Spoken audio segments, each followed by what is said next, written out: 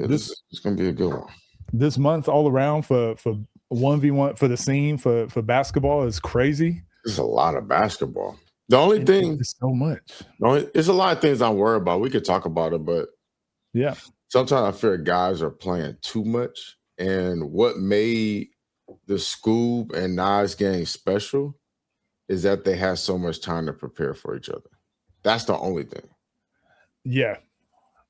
We'll probably get into this, but the one-on-one scene right now is like it's like an arms race where I thought what was happening, maybe it was fool's gold, maybe it was just me being foolish, but I thought things were coming together where it's like, okay, it's finally happening. Everyone's kind of on the same page and it's kind of going to be working together for like a common goal, not necessarily together, everyone's friends and high-fiving, but at least for like everyone wants the same thing for one-on-one basketball. So we're all heading the same direction. Right. But I feel like what's actually happening right now is like, nope, there's just some clear differences. There's clear differences that are just way too different. And they're opposing viewpoints to where now the players are caught in the middle to where it's like I said, it's an arms race for the platforms. We need the best. We need the best. We need you playing these games. We need you playing these games. And it's like, damn, if it was all working towards one thing, then the players would be able to play a lot of games in a lot of different situations, all working towards one goal. But right now, it's just like, I don't know what's happening. I'm interested to see how this next 3-4 months plays out. What's happening? Does anybody? No, nobody knows. And that's where just all around it's just weird to me. But I don't knock nobody for their business adventures. Like, what are you supposed to do? And what are you supposed to do if you're not only an owner of a platform but a player? What are you supposed to do? So until there's some type of togetherness, it'll just be like this, right? And we're all just competing for that top spot, and I guess time will tell who's the PBA and NBA. I guess I don't know. So yeah, I thought the same thing as you were thinking, but silly me. Yeah, I just think like, because for me, when I was thinking of the summit when it got announced, I was like, you know what, this is kind of taking over for what the small platforms were doing, getting some like big matchups on the small platforms. I was like, damn, I think all those types of matchups now are going to happen on the summit. We just watched that video that Off the Dribble put out where it was AB and Keem versus Zay and LP. And I was thinking like, AB is the perfect player for like summit. The ABs, Keem's, maybe not Keem now, but where Keem was a few months ago, like Keem, Bijan played on it, but it's like that I don't want to say mid tier because that's like, it's almost an insult, but these guys that just don't have a lot of games under their belt, they haven't built up a ton and they're not high demand. Like not every platform is trying to book them. I'm like, Summit is perfect for that. And then like you get a lot of those mid tier kind of games, those build into the larger pay-per-view style type of game. So I was like, man, I see how this is going to work. All three platforms can kind of work together now. And then the way that that the whole thing was approached, and now with that contention that's happening with like the contracts and just the miscommunications and the back and forth, I'm like, oh no, I don't think there's any plan to like benefit other platforms. I don't think there's any plan for other platforms to be like, yeah, our guys should go play on Summit. I think now it's a lot of I don't want that. Then if they're not working together, well, I'll just keep. It's like everyone's turned into like looking after their own. Like everyone now is on high alert. Like we got to take care of our business. If everyone's not on the same page. Tell me what the point is of the summit then. Kind of like what you just said. We'll have to wait and see, because I can take people at their word. Like I know TNC has said what it's going to be, but I didn't see that. Well, just saying like the summit is going to be every 2 to 3 weeks, and it's going to be games that are like high level games and the matchups that fans want to see and are whatever. But to me, and again, this might rub some people the wrong way, I thought that's what TNC League was. So the summit to me is like the new revamped like version of that, which I get. But then does that put a strain on being able to do pay-per-views, because if you're going to get pay-per-view style games, what do you build for the pay-per-view? So anyways, I'll have to wait and see how it plays out. But Whereas, so then what was TNC League then? that's what I'm saying. I don't know. But Yeah, also I'm not in those conversations. I got you. So just outside looking in, for me, I think I was just looking at things from it's more of my wishful thinking. Oh, I thought OTD, Ball is Life, TNC, like there's no way that they avoid working together. Like they have to. And then, now I'm looking at it like, I don't know if it'll ever happen. I don't know how we get to the point where they are on the same page working I was together. a believer at one point. I was just like you, you know? Yeah, maybe it just took me long. And you're in more of the conversations and behind the scenes than I am. So you probably saw the writing on the wall sooner. But yeah, from outside looking in, I'm just like, I think it's the fan in me is just like of the 1v1 space, like wanting to see it. But now as time goes on, I kind of just have to keep tricking myself to think that's going to happen. It just feels like, man, every week when it feels like it's about to happen, it's like another thing pops up. So yeah, I'm over it. I think I'm over it now. I can't handle the heartbreak. You just gotta wait and see, I guess. I don't know. I just think that I don't know if it's in a good place or a bad place. I think that it's all gonna get better, but when I really look at where you're competing to be, and that's like, okay, we always bring up UFC. We always bring up different things. I look at tennis. I look at a lot of stuff that are one-on-one sports. And so when I look at that, it's not even close. Like, you know, and the defense is it's new, right? One-on-one is fairly new if you really think about it. But there's no when I go to ask people who have never like watched 1v1 and I kind of, you know, show them a video. So, and then I show them another one on a different platform. I always do this. I test it out with people. And I'm like, so what is one-on-one to you? Like, what do you think like the league would be? And they're like, I don't know. It just seems like boxing, like a bunch of random games. And that's where like my conversation always comes from. It's just like, you know, is it just about the top spot? Is there a role? Is there a path to get to the top spot?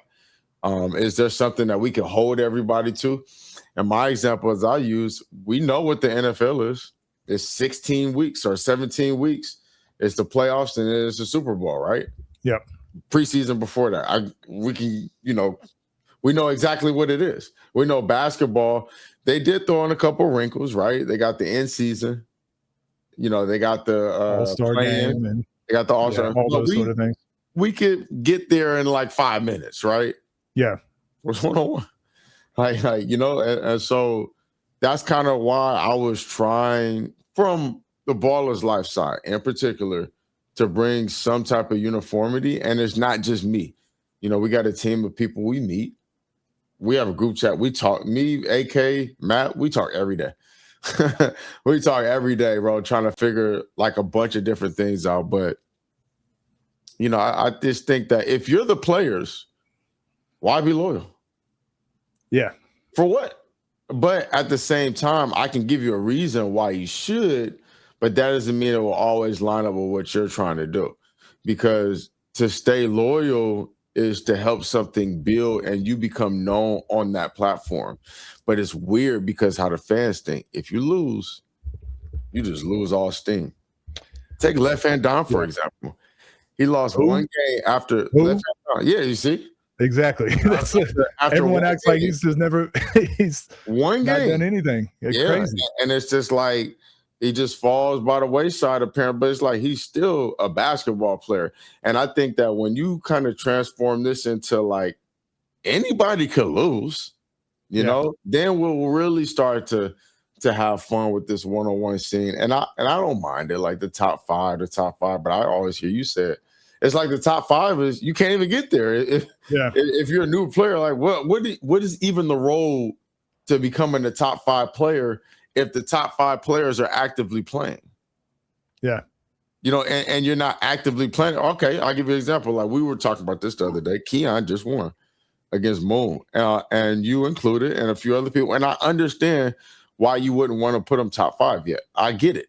Yeah. And then you were talking about having two different versions because there's no chance that you could equal this amount of games.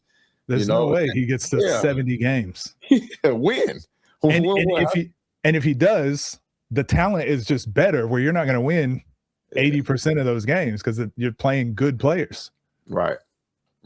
So, I just think that things are right now, they're so just up in the air, platform to platform, game to game. How many platforms are there? It's approaching the 60s now. Yeah, 60. I thought it was 51 last time. So let's get to the 60s. No, now. so there is a list that was going around, but I just off the top of my head, I saw 4 or 5 that weren't even on there, and that was just from what I know. So if we actually go dive in and do the research, there's easily over. I mean, there's 50 states, and and most states have like 5 platforms. Where is everybody getting this money from? well, so here's why I don't compare it to UFC and tennis. Right. It doesn't cost a lot of money to put on a 1v1 game. Right. You can just all you have to do is have your phone camera and get 2 people that want to hoop, and you can just record and upload a game. Like it doesn't cost anything. Just roll the balls out. Roll the ball out. Whereas with UFC, there's so much yellow tape you got to cross before you even think about putting on a match of 2 people physically assaulting each other. Well, I guess some people think one-on-one you do that too, but yeah. I mean, I totally get it. It's funny because I kick back and just read everybody's comments, and I see everybody's point about a lot of different things, and I see the different frustrations, and I understand the platforms at times. And somebody even said it here: you don't need to be best. You don't need to be besties to make things work. It's okay to be competition in business too. I understand that also, but I just think that there's no way for right now for us to 10x this if there's never a collab to where, there's some type of. I actually think it'd be East and the West Coast. Yeah. Well, so I look at things like I always try to take real world examples into, because people they'll just say stuff and then that stuff becomes a narrative. But it's like let's just use real world scenarios and see how they would move. So successful businesses, for example, like a McDonald's. Mm-hmm. So McDonald's surely is competing against Burger King. Mm-hmm. Like they probably watch Burger King's every move, but they're not trying to buy out Burger King. They're moving strategically to where it's like we gotta coexist. So Burger King puts out a new menu item that's like 5 for $5. You get 5 things for $5. Then McDonald's goes, wait, we need to do something too. So then they put something out. We're going to do the dollar menu. You can buy anything for $1. And then Burger King sees that. And it's like, so the competition is good, but you don't see McDonald's going, wait, there's a Burger King right there. Right. How about we take our McDonald's sign, and we put it in front of Burger King's sign? You'd be like, what? Like, that's pretty, like, you got to agree to some fighting terms. So agree on some terms of like, we're going to compete, but here's the terms of our competition, right? They're not going to play dirty. Like, of course they do, but it's not like there's some rules that are in place to keep people from acting silly. What's happening with Ball is Life, OTD, TNC, there's no rules, there's no regulations. So they can put events whenever they want. They can hold players whenever they want. They can, they can make things as difficult as they want, like without any rules, regulations, or any consequences. And so right now we're just in this environment of people aren't necessarily doing what's best for the one-on-one space as a whole. It's more so like, I need to do what's best for what I think my business in that moment. And I think that's what's causing a lot of like toxicity between the platforms, to where even when it makes sense for all 3, they're like, nope, still not going to do it because that would help them. It's like, yeah, but it helps you. So I think we just got so many I think there's a lot of personal, I don't want to say vendettas, but just it's so personal. It's so personal. Whereas like McDonald's and Burger King aren't allowed to do that because they're like, whoa, you're messing up the money for everybody. Like Burger King would never come out and be like, McDonald's food makes you fat, because everyone will be like, well, shit, now people are going to say that about Burger King and you're messing up everybody's money. Right. So yeah, I just look at real world examples, and it's like, how do these things work in the real world? The big companies work together. They work together and say, here's the rules we're all going to play by. Yes, we can compete, but we're not going to overly compete to where I'm going to tear down the industry just to try and win. There's like certain guidelines. And right now there's no guidelines between the 3 platforms. Like it's the Wild West. Wild West, bro. It's the Wild West. And, me personally, like, I just gave up on trying to just on a collab. And my main thing is, and you've been seeing it, I've been just focused on finding new players and adding the 3-on-3, 3v3 element to it, not 3x3, the 3v3 element even more. So AK came up with the idea of battlegrounds, but he would have it kind of mixed with 1-on-1s, 2-on-2s, 3-on-3s. And we were just like, you know what? Let's make it all threes. And the reason why is because, and I think most people are going to mainly see the vision in this next series, in the North Carolina series. I'm going to give a reason why. I can't give away one team, but you got a potential with unlimited dribbles, Fambi versus Rob. You got the same thing with Fambi versus Lamar. Fambi versus, or Lamar versus Keon. Keon versus Scar. So you're going to come up with all these different matchups that are going to happen.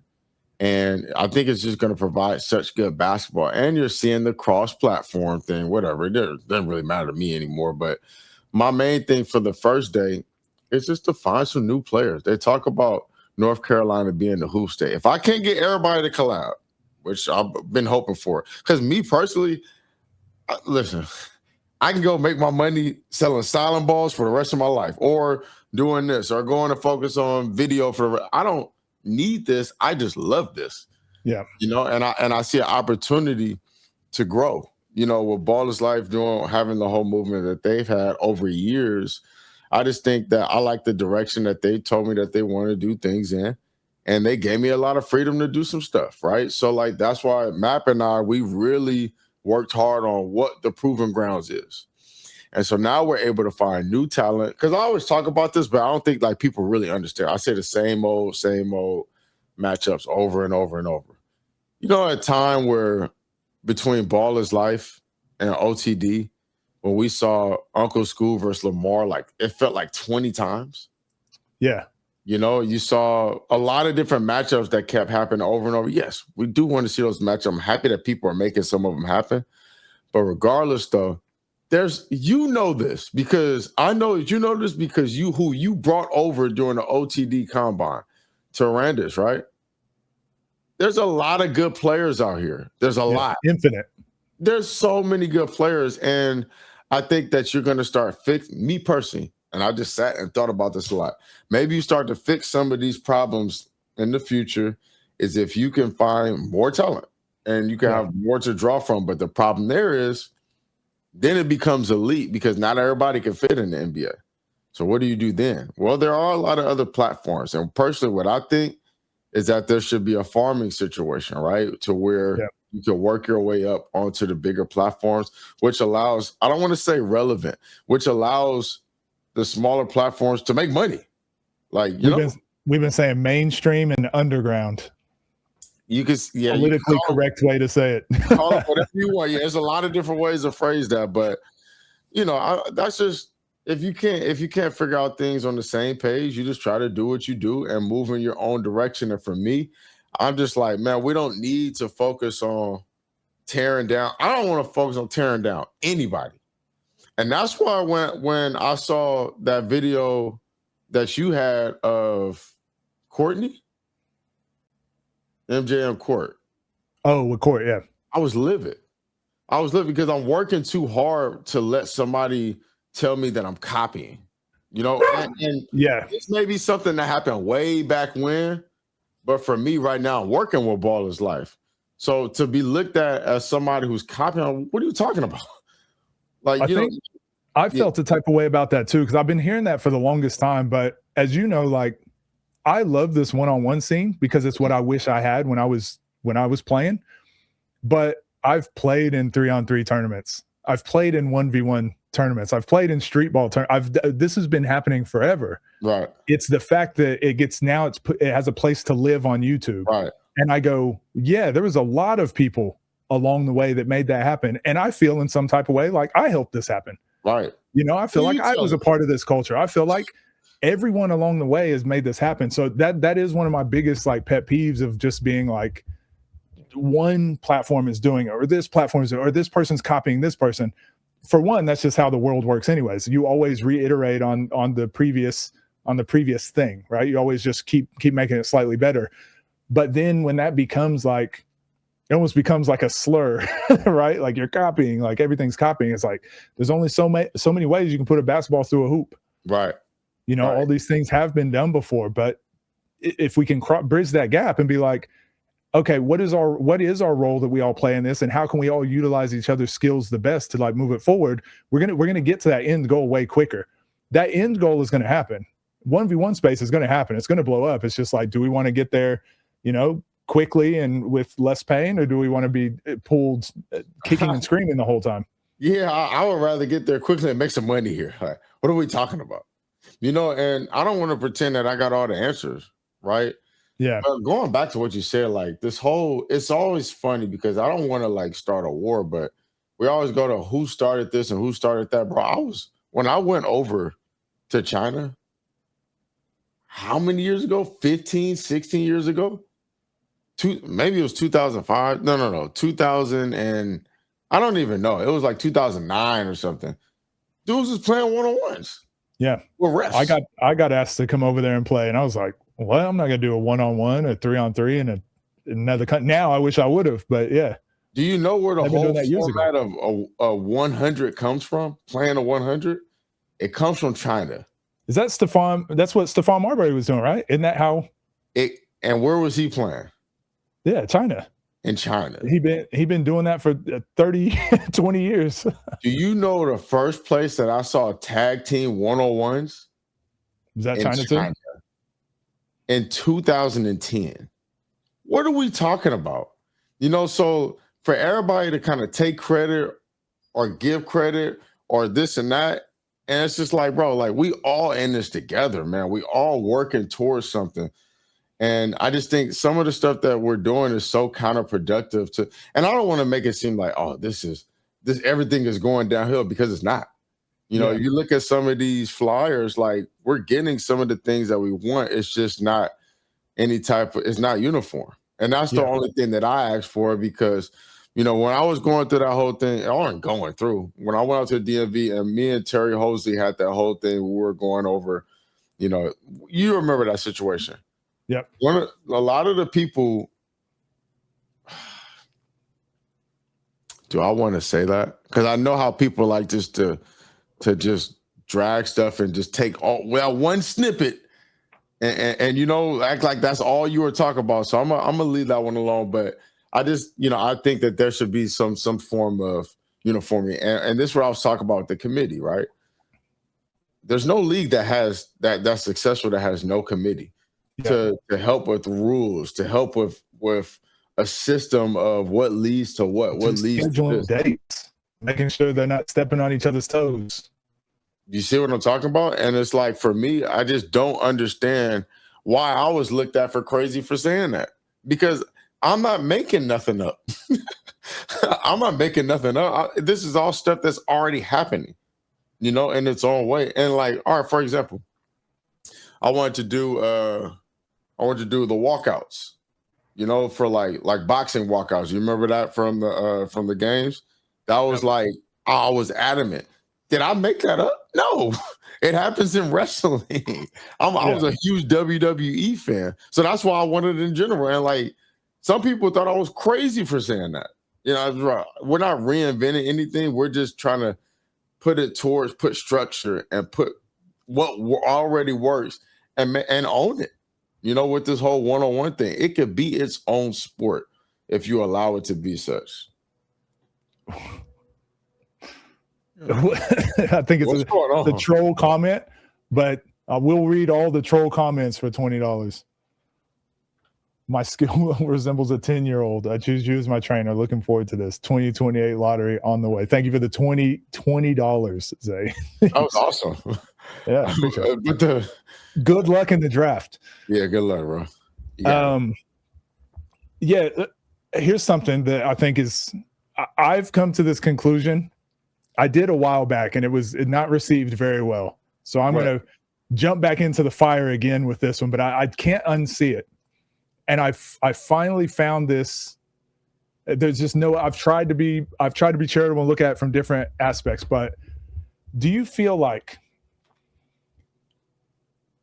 Even the way that the games are presented and the outcomes, do you think the platforms are headed in completely different directions? As in, when I look at, try to think how to say this again, because again, I don't mean this in a negative way, and I think there are large fan groups for each one.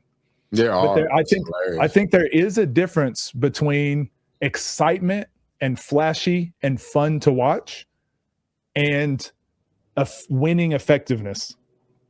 I Okay. think those are two different things. And again, I use the NBA as an example of this. The NBA is an entertainment league. They aren't too concerned about who wins the championship. That's not the most important thing in the NBA. It's about who's selling the most tickets, who's selling the most jerseys, who's bringing the most eyes. Like that's in an ideal world for the NBA, that team would also win the championship. But for them, they found a way to go, we win both ways. Like we get the excitement, and then whoever wins the championship, we can promote both, whatever. I feel like the platforms at the moment, some platforms, it's more about the excitement and it's more about bringing in more fans and casual viewers. And it's more about the explosiveness and what it looks like. And then some platforms, it's like winning matters. Oh, So look, I can't speak for anybody. Wait, hold on. What did you get flack for on that?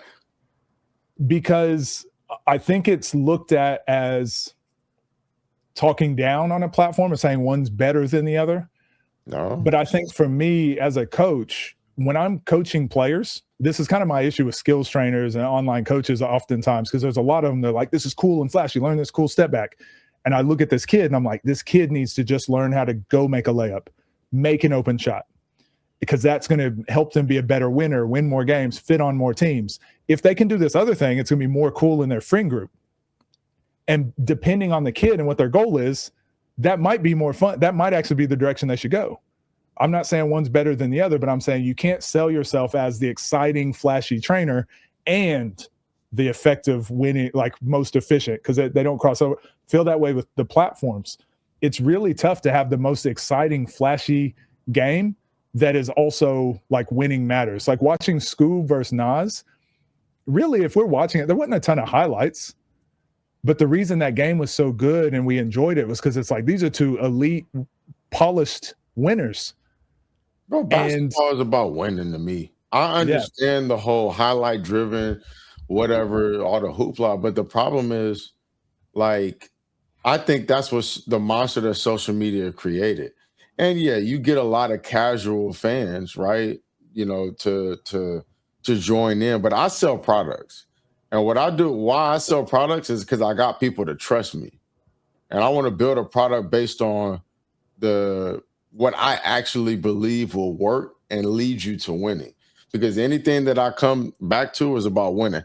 I used to go on Instagram and put like fancy tricks just so I could reel you in and we could just shoot over and over and over. You'll find beauty in the boring, right? And I think that no matter what you could say, it's about winning. And I say that because you're going to get the guys with flash. You can insert them here and there, but at the end of the day, bro, this game is just about winning. So, like, I could, personally, I used to think about this, bro. I used to be like, man, let me go get these guys that I know are going to draw like a lot of attention, even if they're not that good. But then I come back to it, it's like, I don't really care nothing about that. I want to build like when I got into basketball, some people were saying it was the ugly transition into like, ugly basketball. So like I remember when it was super physical, NBA was super physical. They throw it down to the bigs, Shaq, body, dunk on you, whatever, right? And then it goes on to the era of when Detroit and the Pacers fought. But I had so much fun, just the fact that people were die hard trying to win. That was yeah. what I love. And being from LA, I just like we just want to see people win. We don't care about nothing else. And sometimes it's unfair in LA, but they're so used to winning here. But it's just like if you're not hanging that gold at the end, nobody cares. And I think that with the transition to social media and what people have like come to love and just seeing the quick highlights and not even actually watching full games, that's what people go for the clicks. But I don't. I care about winning, bro. And this is coming from a social media person who knows to draw attention, to get sponsors, to get brand deals. You got to have those. You got to have the hook. You got to keep people watching for 10 seconds. You got to do this. Then at the end, you got to have a call to action, bro. Like I understand it, but what I really care about is winning. So that's why I set things up, and I don't want to say our team is setting things up to where we have a whole season and then we have a championship. And that championship is going to lead something else because I know it'll make a good story. And I want people to follow something. So that's for me. I focus on it. Yeah, I think and I was just pulling up the battlegrounds, the North Carolina Proving Grounds thing we'll get into that.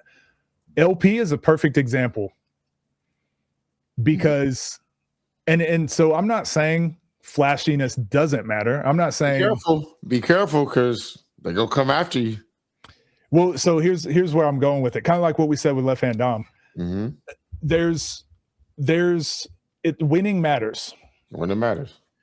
The reason LP is such an anomaly is because he is a winner. He's like played at the highest levels, but he's also flashy. That's not normal. So people see LP like when he does like a double step back, snatch back, or he throws it between their legs or whatever. But it's like really when LP's winning his games, it's just when his shot is on, he's getting downhill, getting to the bucket, and then he's hitting some threes. When he's winning, it's actually not that flashy. Mm-hmm. But he's so good that he can throw in a flashy move every once in a while. And he's loud too. Yeah. But most people that are winners, so Zay is the opposite of that, where it's like he's not flashy and he's not loud, but he's a winner. People look at those two players and it's like people look at those two players and I look at it and I go, I prefer Zay's game style because it's predictable. And I can understand the outcome. I can understand the thought process. I can build off of this, and I can help this player move forward. He understands the relentlessness. With LP, it's like, it depends on, it depends. It's less predictable. It doesn't mean it's worse. It just means it's different. And I think when it comes to when you focus when you're breaking down LP, do you watch his flashy moves and break that down and try? No, you watch the shot selection, you watch the efficiency, you watch more things. So LP is in the competitive side right now. And it comes down to winning or losing. Now, I'm still going to watch no matter what he does because he's also very flashy. He's also loud, but he's on a competitive side where it's like the winning, the efficiency, all that stuff matters more. If it was only about flashiness, creativity, again, he'd be the number one. But he understands it's about winning. So I guess now there's some players. Thoughts on this stuff? So now I looked at that Boog and Zoe game because I broke that down yesterday on stream, the Boog versus Zoe game. And I'm like, yeah, it was an okay game or whatever. And people were mad. And I'm like, no, hold on. It was an exciting game and it was a very flashy game. But again, as a coach and as a player and someone that like with the winning aspect, I go, it wasn't an efficient game.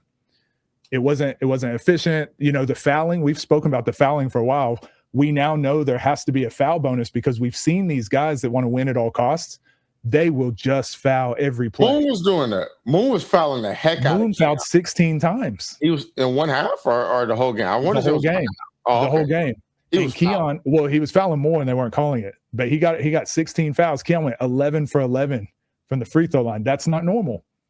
That shows like Keon, like for a player to have to go 11 for 11 from the free throw line, and then it still be a close game. It's like, I don't know if that's the brand we want to be putting out there because everyone's going to be doing, the winners are going to be trying, they're going to employ that every time. We saw it with Keem and Bruce.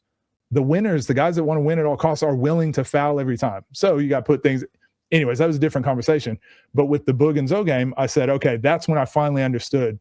When I say it wasn't exciting, I meant for me, because I'm looking at efficiency, win at all costs, employing things that will help you win at a high level. And then other people are looking at, yeah, but did you see the crossovers? Did you see those couple step back threes that went in? Did you see the trash talk and the switch in the crowd? And I go, okay, I think I get it now. There's a group of people that want the flashiness and exciting basketball and the highlights. And then there's a group of people that are like win at all costs. Winning matters. I think the winning is a smaller crowd though, unfortunately. 100%. It is boring. It's stupid to me, but it's boring. I can't say that. But what's boring to them is not boring to me because I like the little things. I like X's and O's. And there was something that Charles Barkley just said is like pretty much, everybody's like, why don't you give more X's and O's inside the NBA? and they're acting like that would bring way more value. And I'm like, no, it wouldn't, because they're number one. Yeah. They're number one for no one really wants to know that. entertainment. Yeah. Yeah, I know. Honestly, I watch Friends. It's hilarious. But if I X and O you for 2 hours, how many people are really gonna watch? I always question, if Kobe would have made every day 1 hour, he would do an X's and O's. How many people would be tuned in 1 year from now? It wouldn't. I think his ratings would go down, which is crazy because it's Kobe, Yeah. But there's a lot of proof of this. But always the most entertainment, like, people, you just think about what does the best on social media. The stuff that's fast, the stuff that immediately hooks you. And if it doesn't immediately hook, I could be talking about how to get $1 million in the middle of this video, but if I don't immediately hook you, you're going to swipe up, which is crazy to me. Well, we did yeah, go ahead. We've done a few deep dives on this on the channel, just talking about the Stephen A. Smith formula, the first takes formula with Skip Bayless, Stephen A. Smith, and where it came from. And yeah, this is again, all of this has kind of come full circle of like, it's boring to teach the boring stuff. It's boring to talk about what it takes to win and all that sort of stuff. Doesn't bring the eyes, and that's kind of where I've been trying to go with this. Like, that's why it's good that there's multiple platforms, because there is an audience that wants the eyes and views. It's good that there's a platform that's like, winning is the most important thing. If you can also bring the flash, that's a bonus. That's icing on the cake. Again, that's a Lamar. Not everyone can do that. Not everyone can be a winner at his level and be exciting. So we can't trying to build a league off of winners that are also exciting. I'm like, I don't think you can do it. You can build it off of winners, and some of them can be exciting. What can you build a league off of? Say it again. You can't build a league off of winners that are all exciting. Okay. You've got to make a choice at some point. I've been in these conversations in other basketball avenues where I've had this conversation with people. You got to make a choice. Is it about winning, or is it about like excitement and bringing people in? You got to err on the side of one of those, and you can still sprinkle bits and pieces of each, but you got to make a decision about what's most important: the person that brings in the most views, or the person that wins the most games. Bro, I just helped this kid sign a scholarship, right? And I'm just trying to figure out, like, what's the situation here? Like, like, are y'all winning? Are y'all about to recruit somebody else? He's like, no, we're not. Straight up, just like this. We know he's gonna put people in the seats. Yeah, that's what they said. We're not gonna win it this year. It's a D1. What are you talking about? This is the NBA does that, bro. Ja Morant is a prime example. Like, you're not about to win a championship with that current Memphis squad. They don't really want to give Ja Morant up, because they know that he's must watch when he's playing at his highest level. And it's hard to win a championship. So why would we put all our eggs in that basket when we can just sell enough jerseys? LaMelo Ball has never been to the playoffs, and he's the 10th most jersey sell in the NBA. That's never been in the playoffs.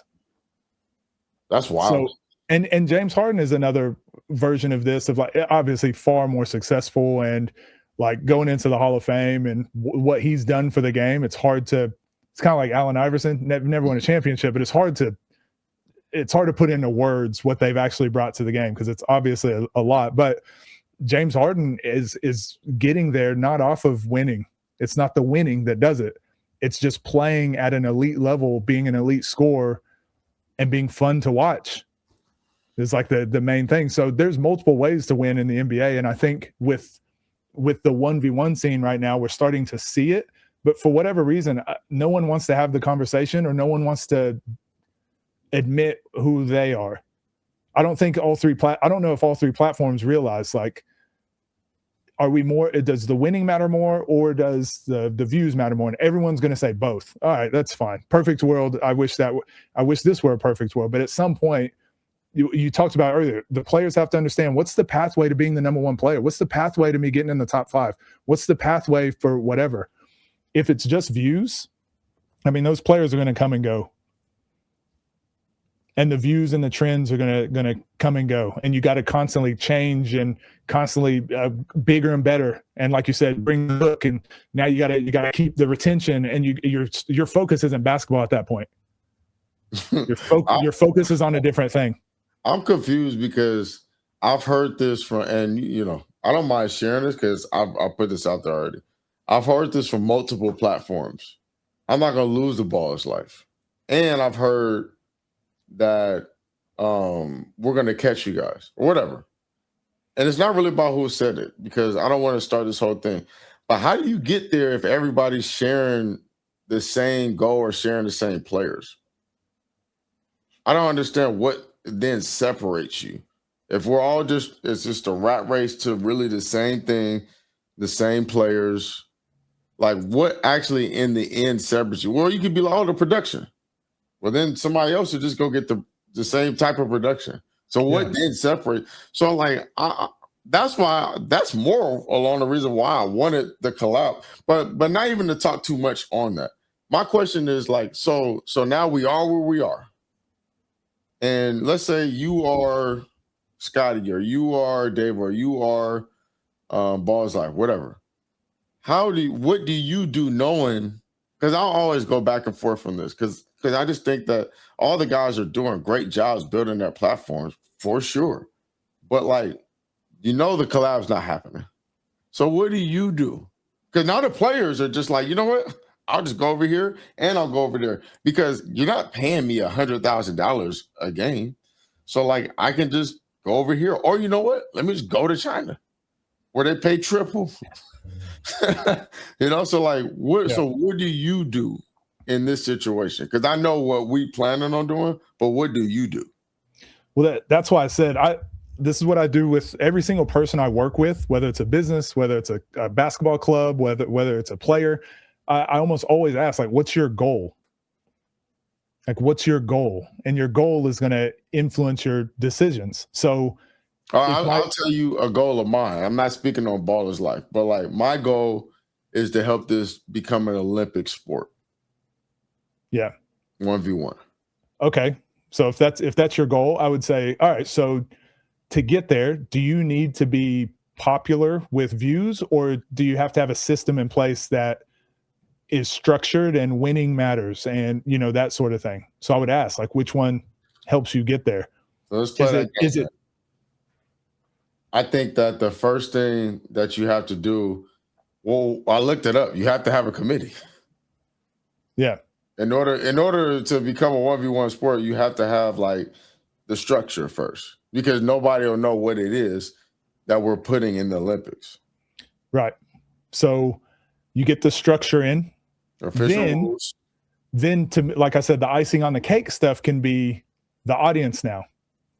The icing on the cake stuff, if we have time left over, we'll focus on views and audience. But first, like the structure and winning and a system has to be in place. So if you were a person that was your goal, I'd say that's the route you got to take. Mm-hmm. But if you're someone who goes, I don't care about it being in the Olympics, I want this to reach the most eyes. I want it to reach the most viewers and become the most popular online sport. Mm-hmm. Then it's like, okay, you need to get exciting players. You need to do some gimmicky stuff. You need to find loud, exciting. You're going to have to embellish. You're going to have to, but the basketball, if we have time for good basketball, we'll worry about that later. But you need loud, shiny, be exciting. That needs to be your main thing first. And then if you have time. So that's why I say, like, depending on what your goal is, I think your focus changes. Same for like Kobe and Jordan. They were exciting before they became the best. Right. Once they realized hold on, what it's going to take for me to get to that next level is to refine it down into a smaller, like more efficient game. I can still do some crazy cool stuff sometimes. Jordan can still go up and under with the layup, and that's going to be a replay that gets played every year. But like what made Jordan was he knew how to get to the elbow and work off the fadeaway. Short corners, elbows. He know how to back people down. What does Shea do? Short corners, elbows. He'll get in the post every now and then. Kobe, short corners, elbows. What are we talking about? It actually is the most simplistic way of playing basketball. If you really take an open shot, sharing the ball. That's when it Let's go came over to guys that win winning. championships. They ran split action for 6 years, or how long were they were running split actions with Golden State for years. And San 4 years. Antonio before And that. same thing. It's boring, but it wins. Yep. And so like my But thing is, you got the LaMelo balls that can do every move. It's not going to win you games, but it's fun to watch. I can't not watch it for me. That's because it's fun, but it's just like, bro, this ain't winning you nothing. Yeah. It ain't winning you nothing. And then the best time he's had at winning was when they got Con Knipple. Right. Has really helped him like become a better winner, but just because now he has a guy on his team that's just going to do the most boring, basic, efficient stuff. This is something that I was thinking about just based on some of the stuff that we're talking about. Like, I need to separate.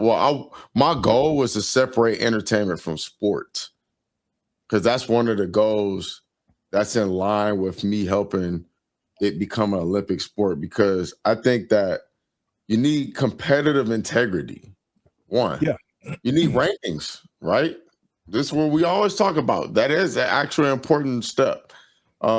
Consistent officiating all across the board. Right now, we don't have that because our rules. That's another thing. You have to have rules. Same rules, same rules. Okay, boom. It's funny that we say this, but if you ever want to grow, you got to have drug testing, which is, we could talk about that another time, but you need drug testing. Transparency. So like there needs to be, you can still keep storylines and personalities. That's not the problem. But the actual results, they got to feel legitimate, So like there's no cherry picking matchups. Yep. Everyone's going to be playing everyone. You can't get there where if you're cherry picking matchups, for sure. Yep. And that also means the best player is going to play the worst player. It hasn't happened. It's going to happen. It has to. OKC was the worst team in the league at one point. Still has to play the Wizards. Yeah, but they were the worst team playing the best team. Yeah. A few years ago. It wasn't even that long ago, y'all. And so, like I said, the cherry picking, the consistent rules, the official rankings, and what we're getting at right now, the seasonal structure, right? You have to have seasonal structure. If we don't know what we're watching, when you throw a series together, if we don't know what it's leading to or what's going to happen, or there's no stakes, or we know that they're going to play 82 games, which might be too many, but whatever. Back in the day, it wasn't. That is going to lead into like who has somebody ringing my doorbell. Who has home court advantage in the playoffs, or if you even make it in general. We know that's why. So I don't know. And then obviously the ranking ecosystem. I think that's actively being figured out. I love what Switch is doing. I think it's really good. I think it's really cool. I think it's something you brought it to my attention when you first made a video about it, and that's the first time I saw it. But yeah, so I mean, I can go down. I mean, we can go into like the pipeline from youth amateur, which we won't have for a while. The media matters more. The media matters more than what people think of this. You included. People don't realize that, but it helps with the viewership, where you don't have to have crazy entertainment just forcing people to do it and turn it into an acting job like WWE. You can get the viewership through the media.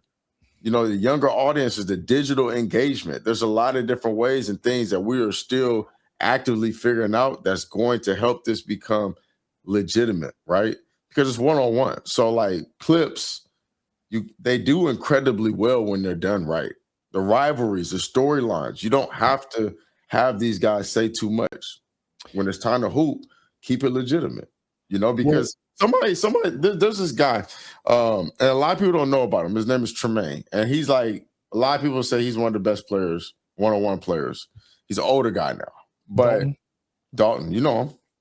Yeah. So he was telling me, like, he was like, bro, listen, like, you're building, you don't need to build one-on-one off black energy. And what I mean by that, or what he meant by that, is the in your face cursing people out, because the main thing is the main thing that people are going to end up messing with anyways, right? And it's just the basketball, and if you make those rivalries and you make those games actually matter, people are going to watch.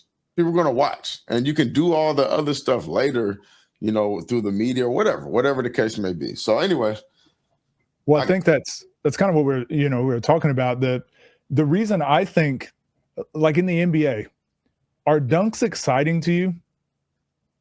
Yeah, I like dunks. But when's the last time you got excited for a dunk in the NBA? Stephon Castle dunking on the dude yesterday. Well, why was that different? Why does it feel different when Stephon Castle got his dunk on Hartenstein yesterday? Why'd that feel different? One is in the playoffs. The moment is crazy. You're expecting good basketball. You're playing against the number one team. They're playing elite defense. This is a guy that's super physical, and you dunked on him. So it wasn't just that he dunked it.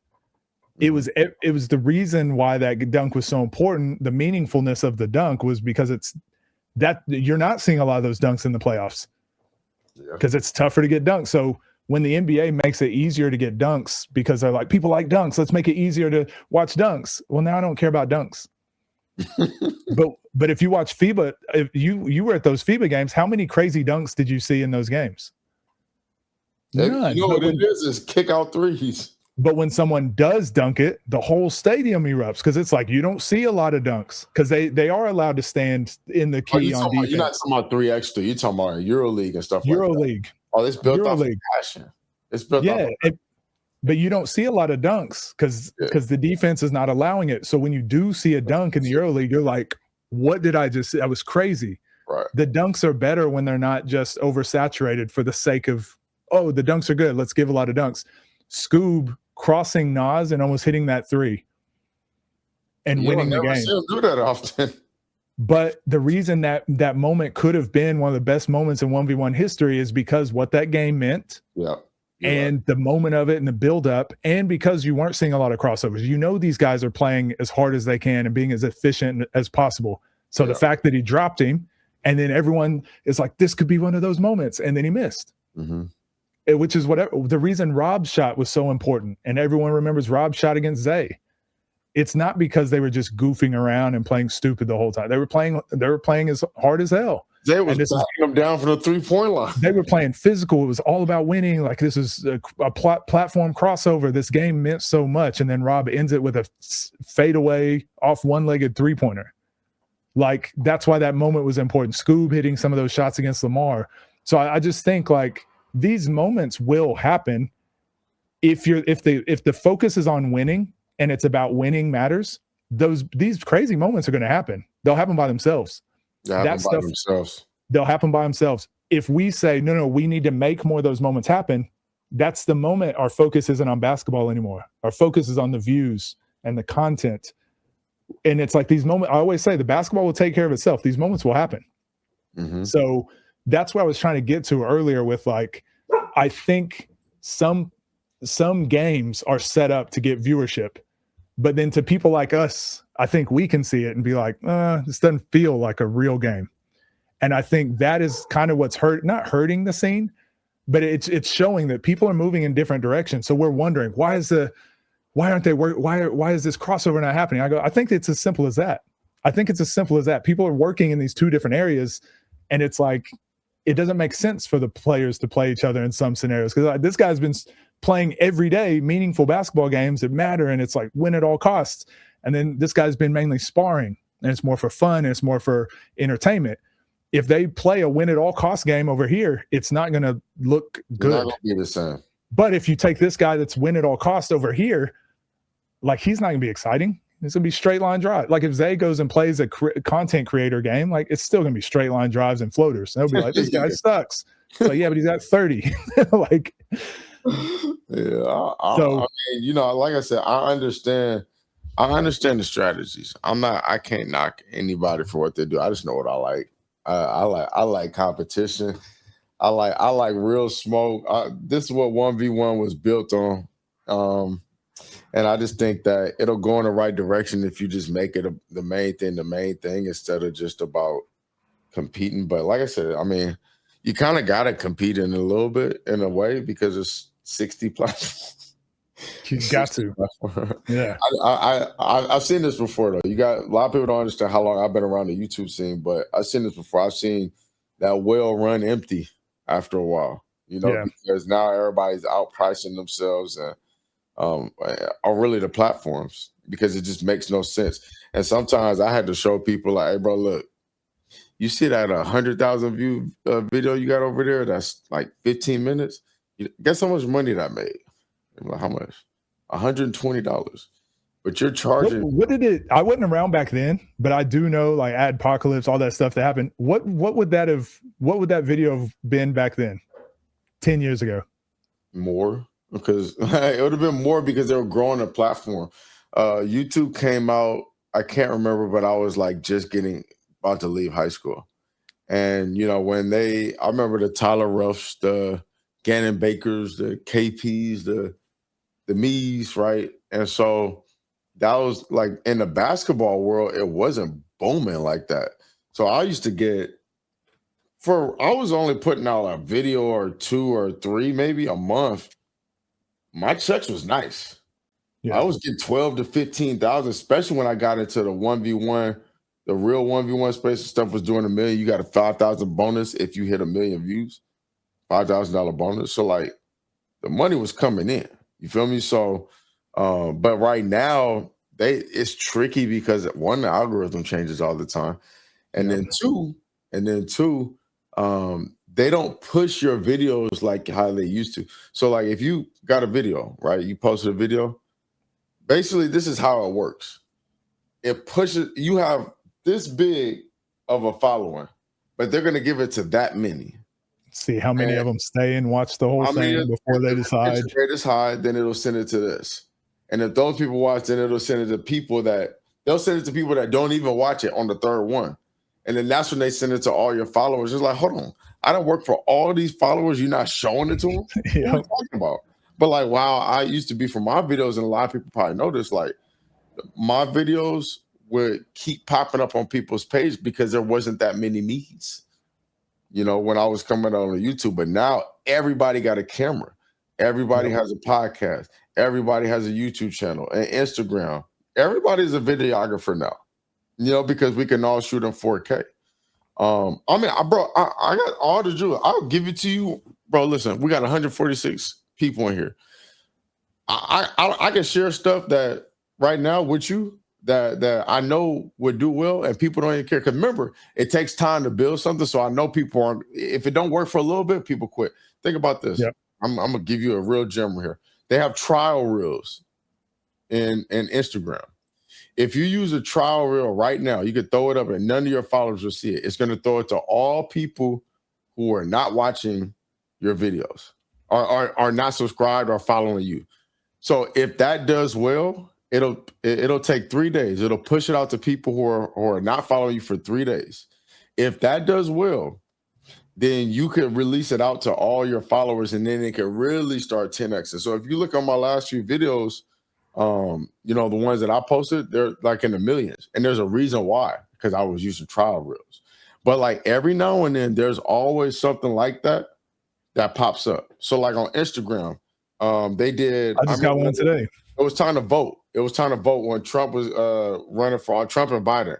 And if you use the vote sticker on your stories, I remember putting the vote sticker one time, and I had 140,000 people view my Instagram story, and I was only getting like 30 to 50,000 at the time views. But when I put that vote sticker, like, bro, they always throw out random stuff that's gonna push it out to your follower, and it'll do well. YouTube is no different. Yeah. And if they throw a new feature out there, you have to use it. And that's what for me, I'm like, I'm an introvert. I don't vibe well with this. I don't like stand up. Oh, what I gotta do now? What I gotta do now? It used to just be about putting your video out there. I've got a lot of content creator friends that complain about this to me every day. They're like, man, back in my day, I used to just be able to post what I wanted. I'm almost 40. I'm 37. I'm gonna be 40 in 3 years, 2.5. And it's just like, I ain't trying to like, comment, subscribe my whole life. That's why I'm trying to build this fucking one-on-one scene, man. Like that, like, come on, man. Like, let's really get somewhere, because this is, I'm telling you, I'm giving y'all real stuff right now, like that I know works. Like, it's a reason why I ain't got to do these silent balls be selling. I'm selling like 70 a day, $44, because I just understand that little stuff, but you know, at the end of the day, like this is tiring. You got to work, you got to work this like a real. This is a real It's a job. job. This is a grind, bro. It's a job. And I've And you seen got you to go work it. through pages, You got to work it like a job before it becomes a job too, before you even get the money from it. and that's what sucks.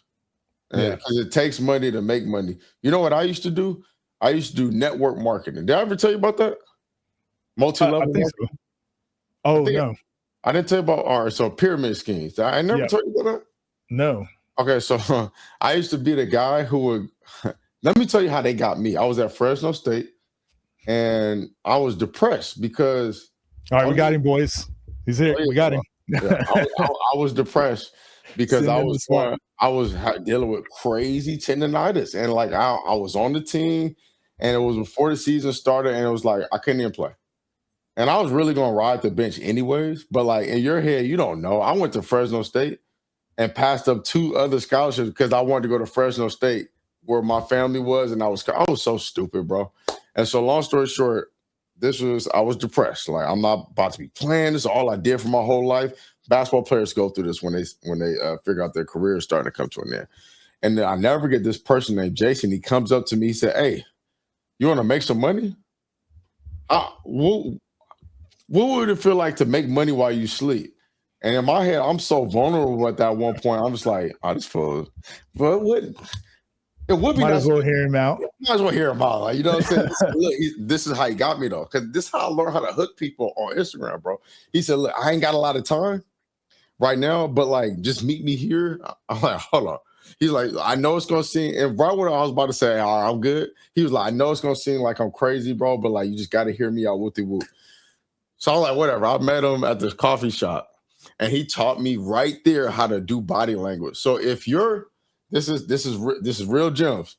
If you're talking like this, and we meet and we're sitting face to face, and you're like this, I'm gonna do this too. Well, I mean, here's the offer. Mirroring. They call it mirroring.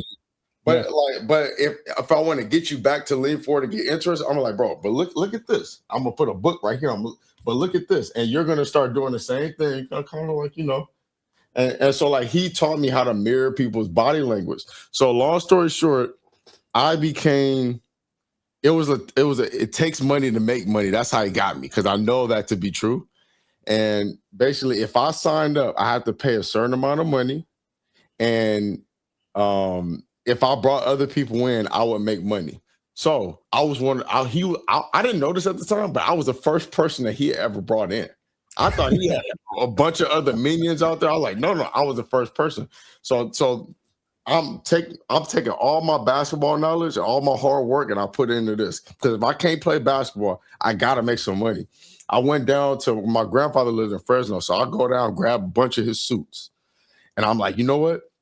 I'm gonna walk around in these suits. I had a Mercedes. This is Pursuit of Happiness. I saw this movie.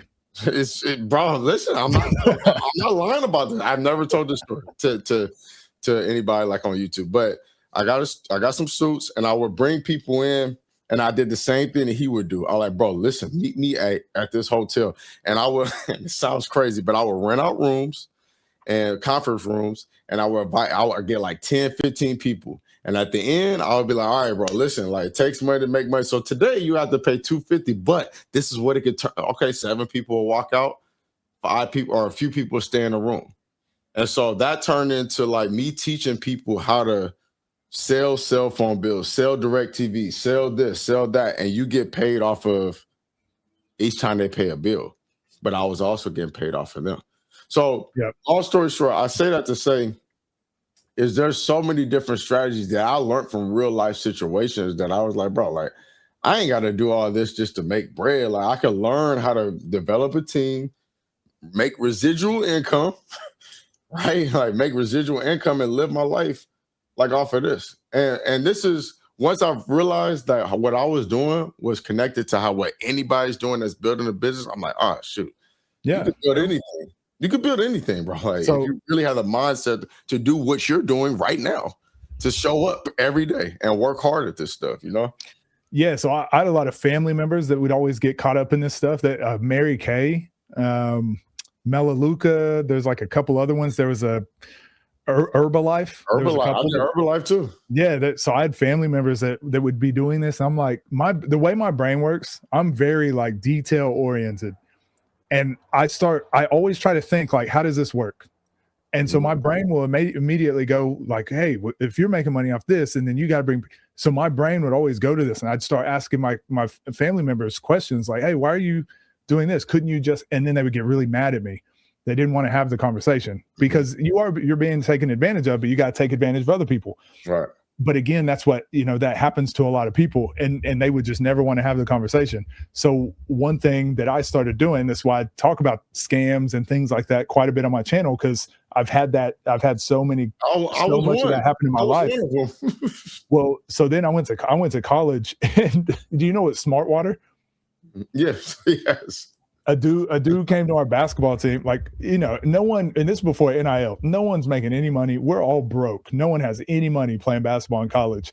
And this dude comes and does a presentation for all the athletes. And he's like, oh, I got a bundle of smart water for $100. You get however many bottles. And everyone's like, I'm not paying for this smart water. And he's like, I just need a volunteer. And he gets one of my teammates to come up, and he's like, all right, I want you to bend over and try to touch your toes. And he tries to bend over and touch his toes, and he gets to like his knees, whatever. And he's like, all right, now try just a cap full of this water. And he gives him like a little sip, and he goes, try again. And now he reaches further. And everyone's like, whoa, like, I need that. I have to have it. And I had like 10 of my 15 teammates buy the smart water. But I was like, what? That's what happens when you stretch. When you stretch, and you stretch again, you stretch further. Like, and I couldn't understand it. I'm like, do I need to? It gave me that feeling of like, wait, do I need to buy this water too? Right. Because everyone else is buying this water. And then I watched most of the baseball team. I'm watching the volleyball team. I'm watching all these people go buy this water now. And I'm like, it's water. I'm even looking at the back of the water, and I'm like, it's just water. There's nothing else in it, but I'm seeing all these people spend hundreds of bucks on this. It's on 12 media, bro. 12 bottles of water. This is you just have to know how to hook. You just taught everybody how to hook somebody. It's the way that this guy walked into I forgot what toothpaste company. Read the one thing. I got the book around here, so the Power Habits. And he walks in and he's like, I'm gonna make your toothpaste company 10% richer, your whole company. How you gonna do that? They weren't trying to hear him, so he goes to the next company. He finally goes and finds somebody that finally wanted to listen to him. And all his things, he's had him sign NDAs and all that stuff. He just sold them the right way, hooked them. Once you got them on the line, you got to reel them in. What did he reel them in with? He said, all right, look, guys, just open up the top a little 10% wider. And when people squeeze out their toothpaste, they're going to squeeze out more. So they're going to run back to the store and get more. And in a year, you're going to see your sales go up 10%. Boom, it worked. And so it's just like, bro, this is just business 101. It's actually dope when this is how it works. It's just when you do a deep dive into it. I mean, I got so many stories, bro, like just stuff like that. I wish I would have invested in the Lyft. I had a chance to do it. I think I told you about that. Lyft, Uber, all that stuff. But, you live and you learn. You start to learn different strategies, and you can apply it to anything that you do, bro, especially social media. Like what you just said, so many people do on social media every single day, and it's dope. Like, I love when I catch it. I'm like, oh, okay. Yeah, I watch people's content all the time to be like, I see what you did. All right, that's pretty clever.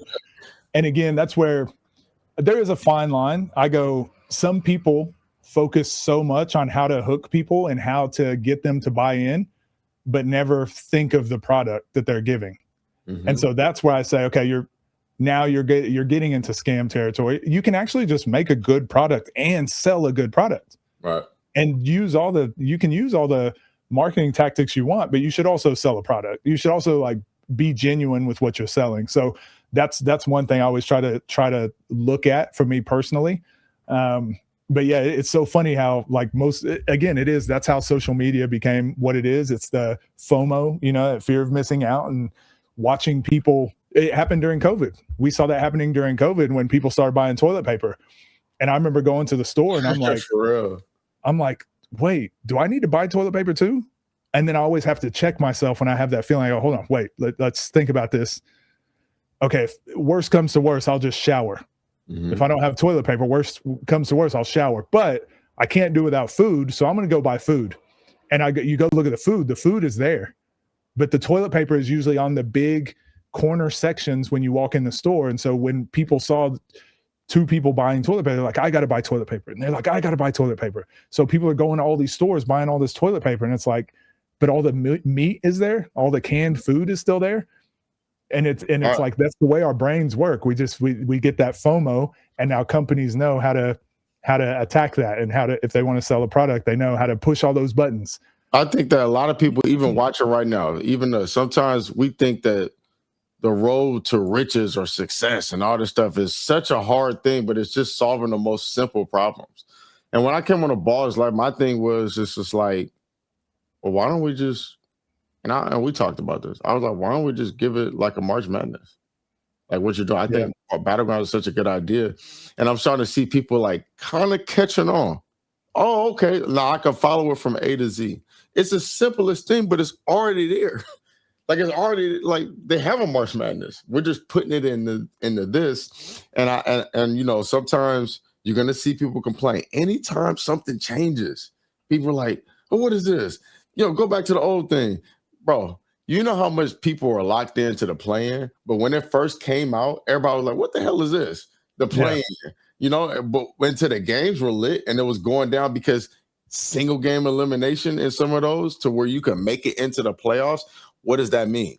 That means that all the surrounding bars and restaurants around that gym are going to go up because people are coming to that gym. And where do they go before the gym doors open? They go to the bar. Where do they go after? They go to the bar. They go to McDonald's. They go. And so like when LeBron leaves Cleveland, it's like, dang, what the heck? Like now our business is going to go down because now our ticket sales are going to go down. Now, you see where I'm going with that? And so like that was like one of the things that all you have to do is just give it a story to follow, and things are going to go up from there. Then people know what to look forward to, why we're playing this game in the first place. Just give it some time to grow, and don't panic when you start losing a little bit of money or the views start going down, because this is not about views.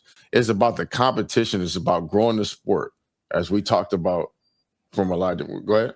With that being said, what else are we noticing with the 3-on-3s is because I felt it. Mm-hmm. I didn't know I wanted to watch more 3-on-3 in the one-on-one scene. I'm like, it's not FIBA 3x3. Like it's a different, take it or leave it. Some games are good. Some aren't. Whatever reason, when I watch Street Stars play, it's always good though. Mm-hmm. They play to win. It's always good. But the other team they're playing against sometimes doesn't. So the games are just hit or miss. And then you start watching Battlegrounds and it's like, okay, like more teams are playing to win. Okay, whatever. It's fun to watch. Whoa, OTD had a 3-on-3 come out. I need to go watch it. And I'm like, it's not the same. Then I'll go watch TNC 3-on-3. It's not the same. Then I go back and watch Battlegrounds. I'm like, oh, exactly what you said. I didn't know I wanted to watch this. I've been watching it little by little. I go back to what I used to watch and I'm like, it's not the same. I did want to watch more competitive. Right. Because now when you go into that championship, the winning matters now. Yeah, now winning matters because now what all we had to do is just put something else on the line too, which is money. And when it's a rat race to the cheese, like you start to see people scramble, and it's exciting to watch at that point, you know. And it's not me being smart. Oh, Devin thinks he's smart. No, it's not.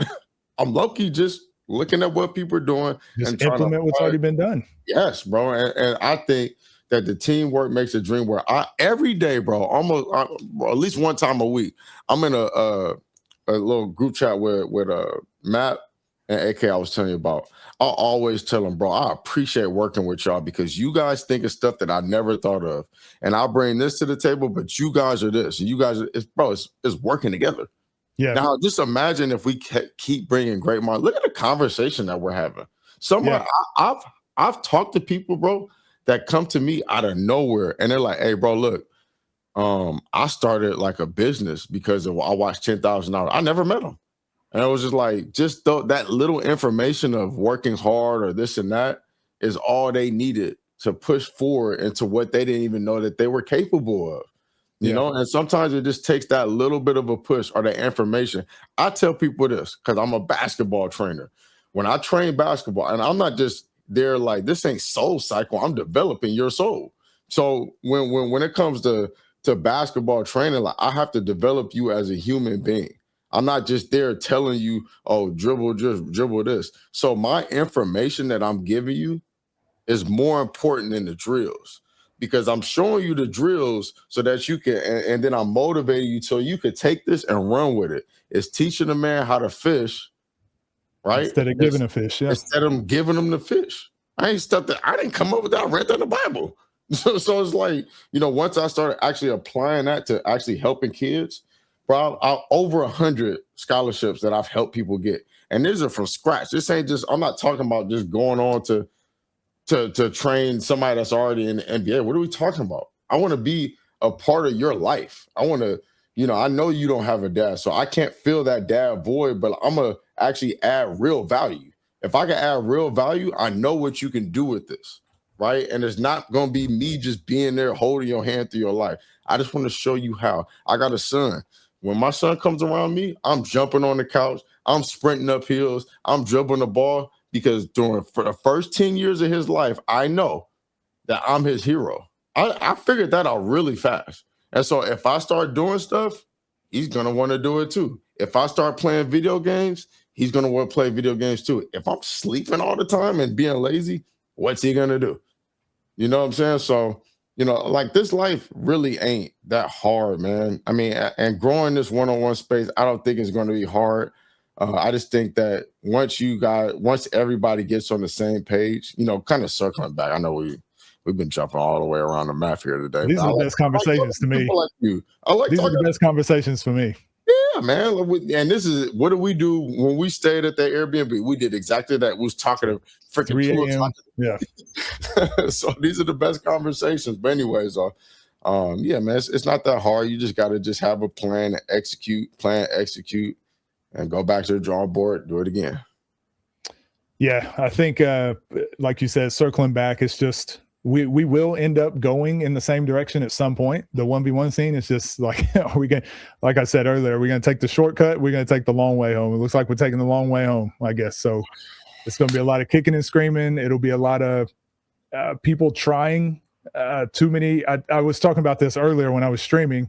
I'm like, some people want to reinvent the wheel and always come up with new things. And I'm like, man, sometimes just do what's already working. Do more of what's working and less of what's not working. I say that all the time to people. Just do more of what's working, less of what's not working. Going to EuroLeague taught me that, exactly what you're saying.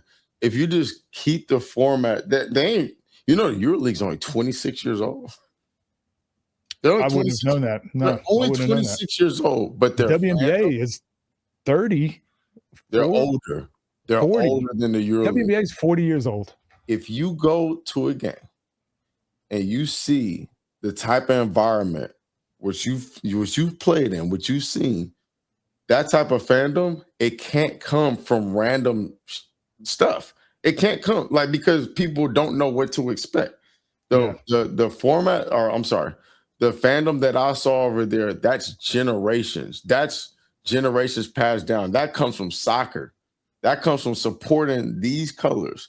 When I went to Greece, they were explaining to me like they're graffitiing their team over here on the walls over here, almost like a gang or something, But it's the fact that they bleed those colors, which the NBA, if you just, I don't want to get into that, but because I got in trouble for this before, but with the EuroLeague, bro, like they just love what they do, what they're watching. They love their team. They support their guys. And when those guys leave and they go off to different teams, they feel a certain type of way. And when they lose, they feel that the next day. A lot of these players players feel it from the fans. Yes, they do. And you can't just walk down the street after a loss and just be like, oh yeah, everyone still loves me. Everyone's looking at you a type of way. Like, you weren't playing hard. Like, if you play hard and lose, they respect it, obviously. But if you just if you weren't diving on the floor, even if you're losing by 15 or 20 and there's a loose ball with 10 seconds left, you don't dive on it and you just lost by 15, like, they don't respect you. What are you talking about? I went to Zagreb and they had a game. They lost to Fenerbahce. And the type of fandom, I wanted to cry on the court. I couldn't believe what I was watching. It was amazing. Let me tell you about this because I wish that more people. I wish I'd have turned on my live to show this moment live because the people even working for the EuroLeague said they had never experienced anything like this before. Like they had never felt this. The people working there, so they lost. Crazy game, overtime. They lost at home. And as the game, ends, they stay on the court. They shake everybody's hand and they stand at half court and the crowd starts clapping. Boom, boom. And they start cheering, their chants for their They have country, right? their like club song and stuff. Yes, it's like it was a moment where they were like, it was like they were celebrating them for trying so hard to win. Yeah. And they appreciated everything, every loose ball that they try to get and didn't get. Every time they tried to stop somebody and didn't get a stop, they knew how much they tried to win and they celebrated them right there. And it was like, we always talk about this when people die. We should be celebrating, but we always cry at the funeral. And we never really turn them that much into a party or whatever. Some cultures do. I've been a part of it, but that moment at Zalgiris, I'm probably saying it wrong, but it was amazing. Zalgiris, whatever. Yeah, they were saying something. I don't know how to say them either. I just be saying how they're spelled. I was trying, bro, but I just appreciated that type of fandom that I don't see here that often. And the way that I saw it there, like kids, there were kids like 8 years old. Bawling, crying. They were bawling, and the game wasn't even over. They were just about to lose, and they were bawling. And I was like, "See, this means something to them." And I died to make that type of fandom over here. When I come back to an NBA game, I grew up in LA, so I can speak to this. When I go to LA games, I'm looking at people doing selfies. I'm looking at people doing this and doing that. They didn't care about the game, bro. When I go to Fenerbahce, and some of them aren't even drinking before the games. They only care about the game. Yeah, they're not drinking during or doing all this other. They gotta be right so they could cheer throughout the whole game. So now we're getting back to winning. What's more important, winning or the show? Just if you want to build something in the NBA, it's the show. They try to do both. They try to do both, but I'm like, I don't know if you can. They're doing fine, but they're not doing what NFL's doing. Yeah, they're not. They're not doing what soccer's doing. Yep, they're not. And yeah, you can say it's older and all, bro. They are not doing those type of numbers. Do you know what the average football game does, bro? Even with more popular individual athletes, the individual stars are far more popular than a lot of other sports, but. Yeah, individual games, like compared to what football does, even tennis at times, like, yeah, it's not even close. There are other people, like, I even think about this example as a whole, because I just see it. I've been traveling around so much that I see it, and I come back and I'm just like disappointed. Like, even the national anthem, I don't want to get too crazy here, but even the national anthem, like, everybody's so proud to sing it in some of those stadiums. Yeah. They're so proud. When I go to Turkey, when I go to Greece, when I go to, all these places, I come over here, people don't even want to take Do I have to stand up? Stop playing around. Don't do that. Yeah. America doesn't have, what's American history to China history? It's not even close. Yeah. If you just go about how long we talk about a lot. What is American culture? What do we know for food wise? I can name a lot of food. What are we known for? Italian food? Are we known for spaghetti? Hamburgers? Pizza? Our culture, honestly, is fast food. Probably that's what we're known for. Yeah. So no, I just think that's what I long for. When I'm coming up with all these different things, when AK is coming up with battlegrounds, when I sat and thought about battleground, I'm like, genius, because now you're playing for your state, or your city, and if you keep these are the best three y'all got from our city. Like, you don't want to be that group. You see where I'm going.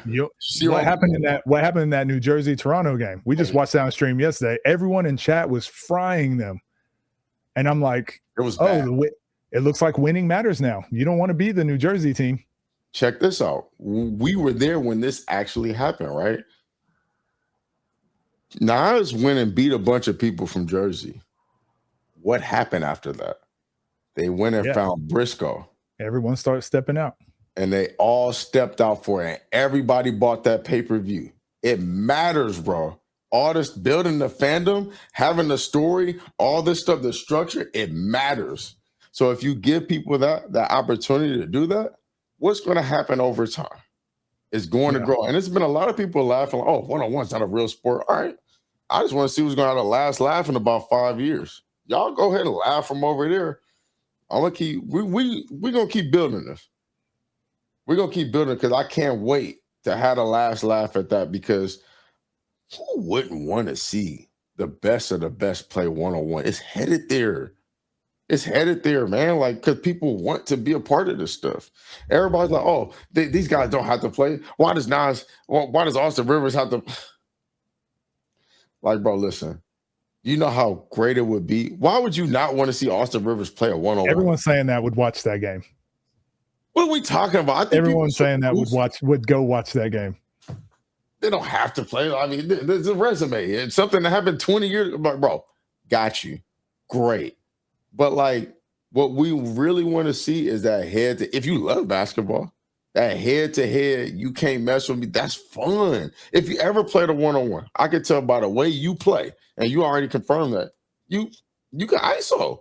So, in a one-on-one in boxing, UFC, like, it's exciting. That it's just no help. You're not getting no help. So when we get the best of the best doing this, man, like, it's only going to get better. But I can't wait to have the last laugh about that, because it's coming.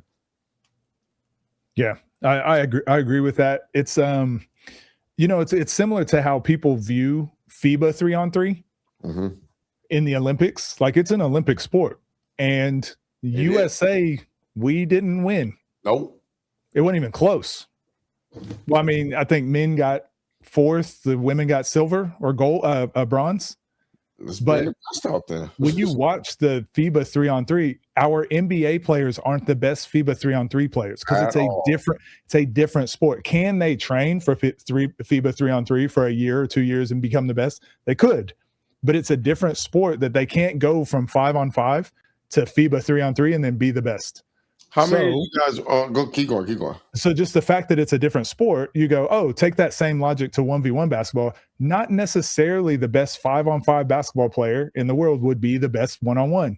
No. Most likely that's the case because they're genetic freaks and freak athletes in the NBA and very skilled, most likely. But there are situations where there's other people that don't play in the NBA that would be better 1-on-1 players. And that's the fun part of the discussion. Let's find those weird spots and let's see how far that goes. No, I see it coming, bro. And a lot of those guys are asking me about it. Let me ask just a quick question, because I just didn't know this, and I wonder how many other people knew this. I found it out about maybe a year and a half ago. How many of you guys know that the ball is different in 3x3? The little wave ball. I love that ball. Yeah, me too. It's smaller. It's smaller. It's the size of a WNBA ball, but it weighs the same as and it's got these little waves in it, like where you can grip it better. Because like it's harder to dribble out on that tile stuff, so it's easier for dribbling, but it also cuts through the air better because they play a lot of events outside. So dang, I didn't even think about that part.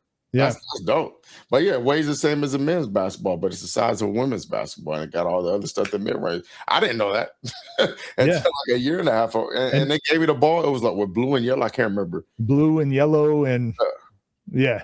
And I was dribbling. I was like, oh, sure, this is kind of crazy. But I started shooting. Weird. And then on top of it, I'm also thinking, like, as much I started hitting with it. We was playing with it, I started hitting. I love that basketball. I love that basketball. It made me go back to the whole myth. Oh, if he got big hands, he can't shoot. Like Kevin Durant don't have big hands. It's a Wimby. Wimby. Like, what are we talking about? You see what he did the other day? Pull up from freaking half court and shot the ball. Bro, a lot of these NBA, it's a lot of basketball myths. That's a whole different topic, but we were talking about one yesterday, lifting weights. Lifting weights does not ruin your shot. Y'all should go see Desmond Bain shoot the basketball. He shoot the shit out of it. I mean, but Steph Curry's a good example. He is jacked. He's super strong. He just doesn't look like it on camera. He's the strongest deadlifter on Golden State. What are we talking about? That's a whole stupid myth. And I don't know where it came from. I guess it's just people who don't want to put in work. Truisms. They're just called truisms. It's just a thing that you've heard, and it's like, yeah, that sounds right. Sure. Oh, yeah, because he's strong, so he shouldn't be able to shoot. You know, one of the most improved, and it's funny, I always use this example because people don't believe me, but if you watch him, you know, LeBron. LeBron is lucky one of the most improved shooters. Like, you don't see a lot of people just get better at shooting. Yeah. He actually started shooting the long ball pretty good. Well, he can shoot now. Yeah, Yeah. he can shoot. You can't just Because leave him. he had to. Otherwise, his career, like, he wasn't going to be playing like this at 41. There's a lot of different examples. I mean, you think Dirk Nowitzki has the size hands of me? He got big hands. He can shoot. Karl Anthony Towns can shoot the ball. You know, so yeah, all this, the whole basketball mess is just for people who don't actually want to put in work or just scared to change their body. A lot of people are scared to change. I'm not. I've had to change in the last 15 years or 16 years on social media. Well, also at the same time, I say this a lot too. People just want to have answers for everything. And so there's a lot of times where someone will ask me a question. I'm like, oh, I don't know. I'll try to find that out later.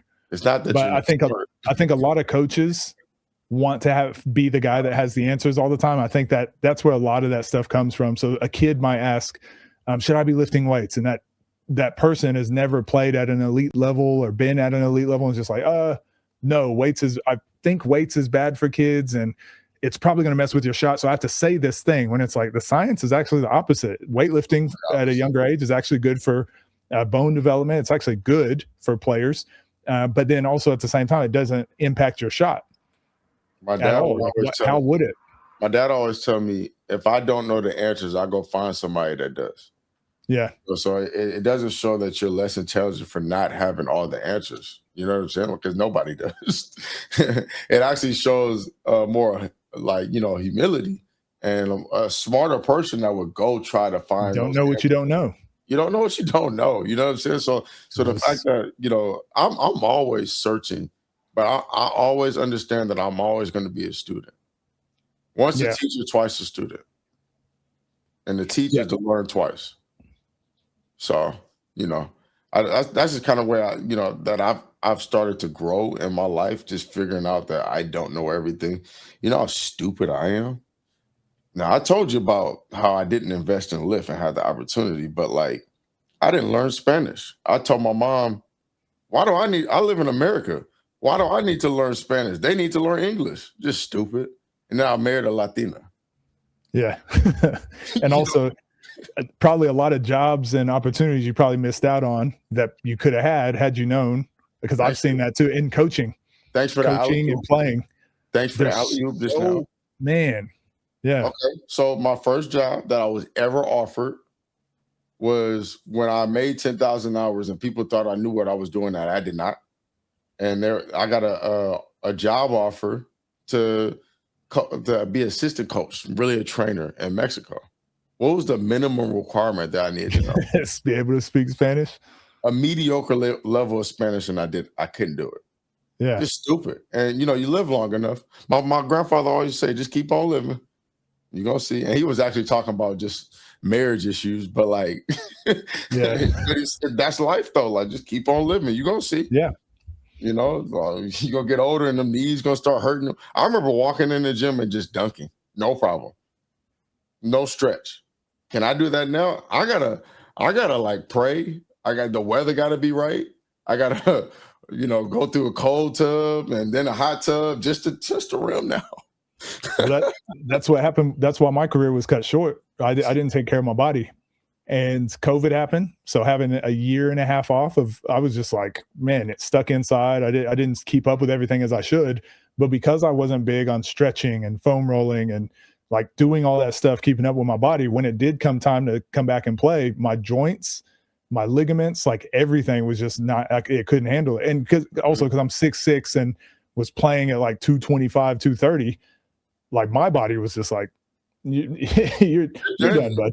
You're done. You're not that jab step you used to like to do, that jab step or that crossover you like. Nah, we're not doing that anymore. I didn't know how much it was to stop until I got older. I'm like, oh shoot, I need to prepare for this now. Like And you feel it the next day. oh Like, man, I shouldn't have done that one move. I know exactly what move it was that made my knee feel like it feels now. it's not fun, but yeah, man, we did talked a lot, bro. We I we appreciate didn't you. even get to the battlegrounds and stuff, but I mean, Hey, I'll try. I'll still. Hey, look, I can talk all day if you ever Oh, want. if you got more time, I would love to go over the Let's do battlegrounds it. Let's do it. Let's do it. stuff. All right, so I don't know. Let me pull this up. I don't even know if I have like the right. Oh, a game came out today, didn't it? I don't even know if I have all the right photos for this, but just battlegrounds in general.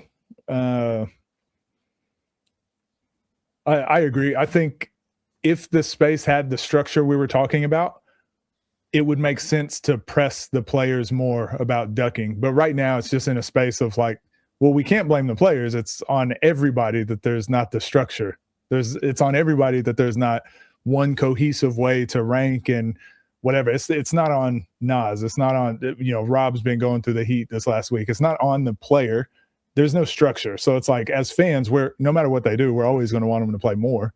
Like that's always what we're going to want as fans. We want them to play more. And as soon as they lose, we'll move on to the next guy. Well, now this guy needs to play more games. So yeah, I think the silly narratives are probably the ones that we need to shut down, those goofy ones. But yeah, I think for the most part, the players are playing. This is the best the scene has been. Just all the way tying a bow on it. What we were talking about earlier, it's just going to take a little longer to get to its next stage, unfortunately, if the platforms aren't on the same page. Right, and it is what it is. I don't hate nobody. I don't dislike anybody. I love what the different platforms are trying to do. I just wish that it was all together because when you do something and you do it together, you move together, right? And there's enough money, and there would be enough games to where nobody would have to not eat. Now, Yeah. sure, not literally everybody's going to make it, but there are 50 states, and there are a lot of players in those states, and so there's countries, there's different, bro. It's so much that can happen with this 1v1 scene, and that a lot of people just their pride won't let it happen, But I see what the players are doing. I see what they're doing. It's like, you know what? We'll just go play here. Well, But then now that shorts them from making money. Yeah, well, at the same time, though, I've looked at the OTD Ball is Life, how they're working together at the moment. It's not even working together as like they have to be the same platform or they have to have because again, Ball is Life's focus has been the 3-on-3 mainly. OTD's focus is like biggest, best matchup as often as possible. So it's like it's still two different routes, but you get to use the same pool of players. So those players can play, on a Friday and a Saturday at Ball is Life. And then 4 days later, they can do a season at OTD. What really happened there was like, you guys just go, hey, let's split the cost.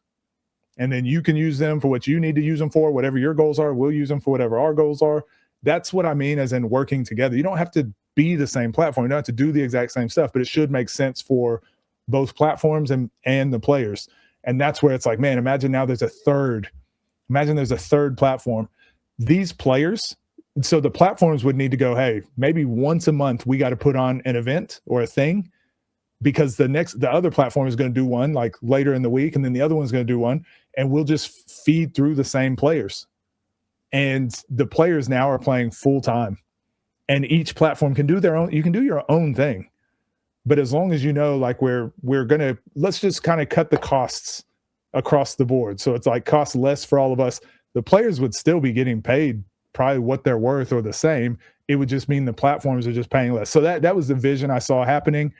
Now that I see it not going that way, it's just like, all right, we'll see. We'll see how long it takes before it makes too much sense to do that. We'll see how long that takes. Maybe it'll never happen. But again, I'm through getting my hopes up with it. Yeah, I mean, there's just so much that could happen to me, right? Especially if Ball is Life, yes, we are definitely heavily in the one-on-one space, but we've pivoted some of it into the 3-on-3 space, right? I thought Next Chapter threw an awesome 1v1 tag team tournament. Yeah, champions. It was It was dope. great. And because I didn't get a chance to watch it live, but I watched it after. Like people was like, you It gotta was watch what good. Rob was doing. And there's some stuff happening with Fambi and Rob C4 as well. and C4. So now it's C4 and like, all right, Fambi, and bro, like that's fire. Like now we got something there. You know, off the dribble figures out whatever direction they. And I like you know one thing I really like. Davo's good at going to get like bro. We was in the gym. G Herbo was in the gym. What's the dude who wears the glasses, has blonde hair? Doug. Oh, Huh? Neon, Dion Doug. was there. Yeah, all these dudes was the rappers was there. Like he's Backcourt Connection was in that same yes, gym. and that's cool. Phil Handy was there. Yeah, he's making it happen. And so like there's almost just a whole lane for that. And he had like the guys playing against each other. I think Neon played and I had to Yeah. leave, but I can't remember. But like it was like a whole little event. And Davo just kind of, to me, he has his own lane of stuff. And I think Ball's Life has their own lane and Next Chapter has their own lane and they can coexist. No Yeah. problem. No problem if they just own something. You know, and one thing, this is a huge problem that I have, bro. Spreading myself too thin because I never did one thing super well. Jack of all trades. I know Sort of I thing. had to, bro. I'm still kind of doing it. It makes me sick because I'm a narrator. I'm going out to the EuroLeague. I'm going to sell silent balls. I'm selling online shooting programs. Selling this. So it's like, bro, like the McDonald's started with a Big Mac, Big Mac. uh, Happy Meal. coffee. They started with coffee at Starbucks. They still really only really sell like one one type of burger in and out. They just make it a double or a single or you know what I'm saying? Like it's all the same. But then Just they like came as a out. player, star in your role, master Then they your came thing. out with the milkshakes, and then they came out with the fry. But it was just about mastering one thing really well, and that's what I long to do. You know, and I'm starting to narrow down and come to like, all right, for this season, I'm gonna focus on this so that I can actually get it going and operating on its own. Then I can focus on the little things, right? And I Yeah. have to know how to delegate. But I think going back to, I think everybody can have their own lane if that's what they choose to do and if it was properly communicated. And I'm not to share too much, but I used to think that counseling was weak until I went to a counselor. And I did it with my wife.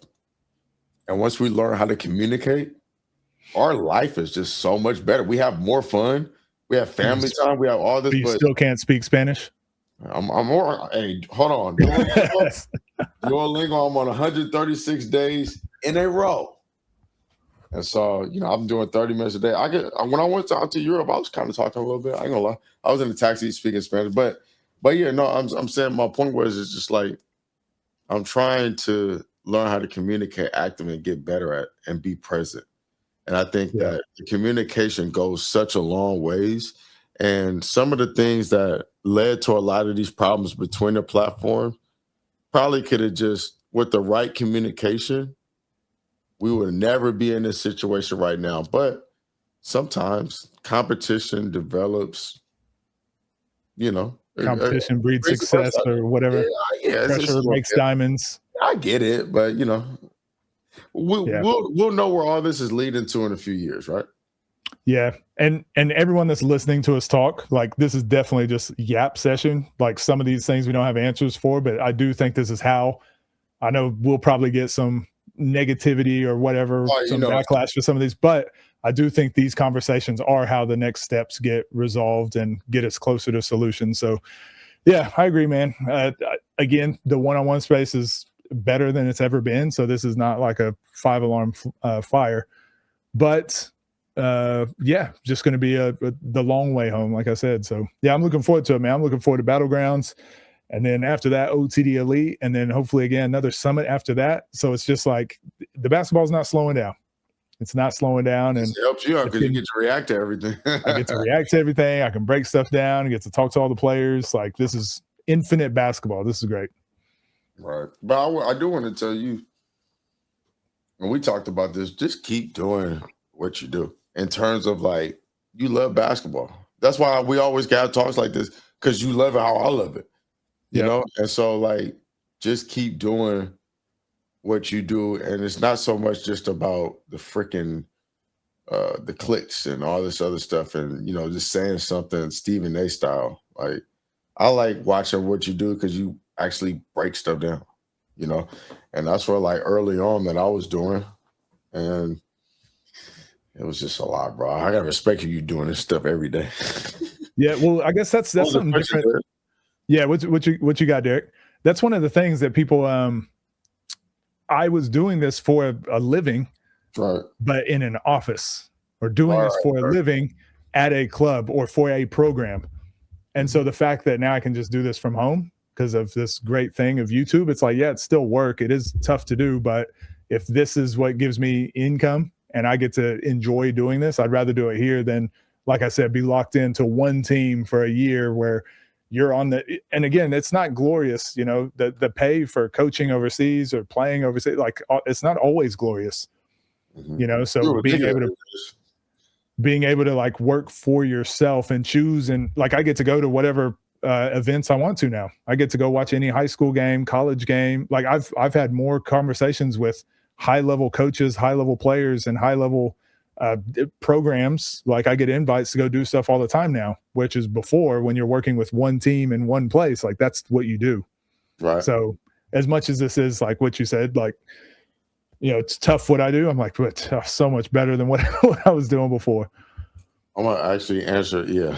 I'm gonna actually answer that question. So you gotta understand battlegrounds, we didn't know where it was going. I wasn't even on when AK came up with battlegrounds. I just saw it. I was like, okay. I remember he mentioned it to me. He's like, I'm thinking about doing battlegrounds and blah blah blah. Actually, was I on? Was I on? No, I was just about to. But he was telling me about the idea of it.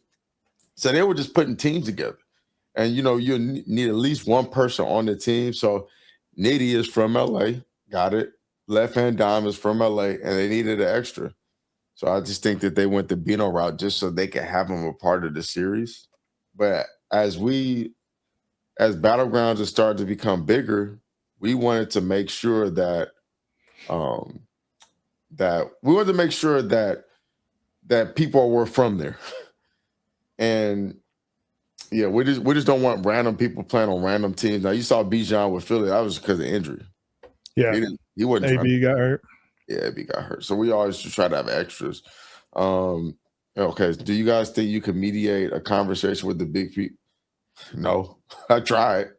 It's not. I don't think the conversation is. I don't think people are wanting to have the conversation. So it's not about would we mediate it. Like you got to have everyone's got to be involved, and I just don't think we're there yet. The first person to tell me that was like Sil. It was like, yeah, it ain't gonna happen. Forget about it. I was like, So yeah, okay. Baby Durant says, "Ask Dev about CLA." I saw your. Did you see? You saw the post today? Where am I at?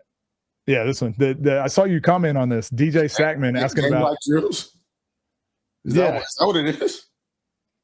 Well, the CLA training, constraint led approach. I'm making a big video on this. You know, I do deep dives and jump I'm just into trying this. to make sure I don't get it wrong. So what is it like? Exactly. What do you mean get it wrong? There is no there's no getting it right. This is the problem.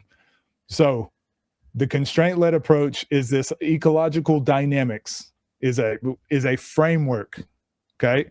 So it's typically saying that you can't teach an athlete by me telling you, hey, to shoot, you put your elbow under the ball and you shoot from your finger pads, not fingertips or not from the palm, but kind of your finger pads. Then you want to put rotation on. They would say I can't transfer knowledge to you by doing that.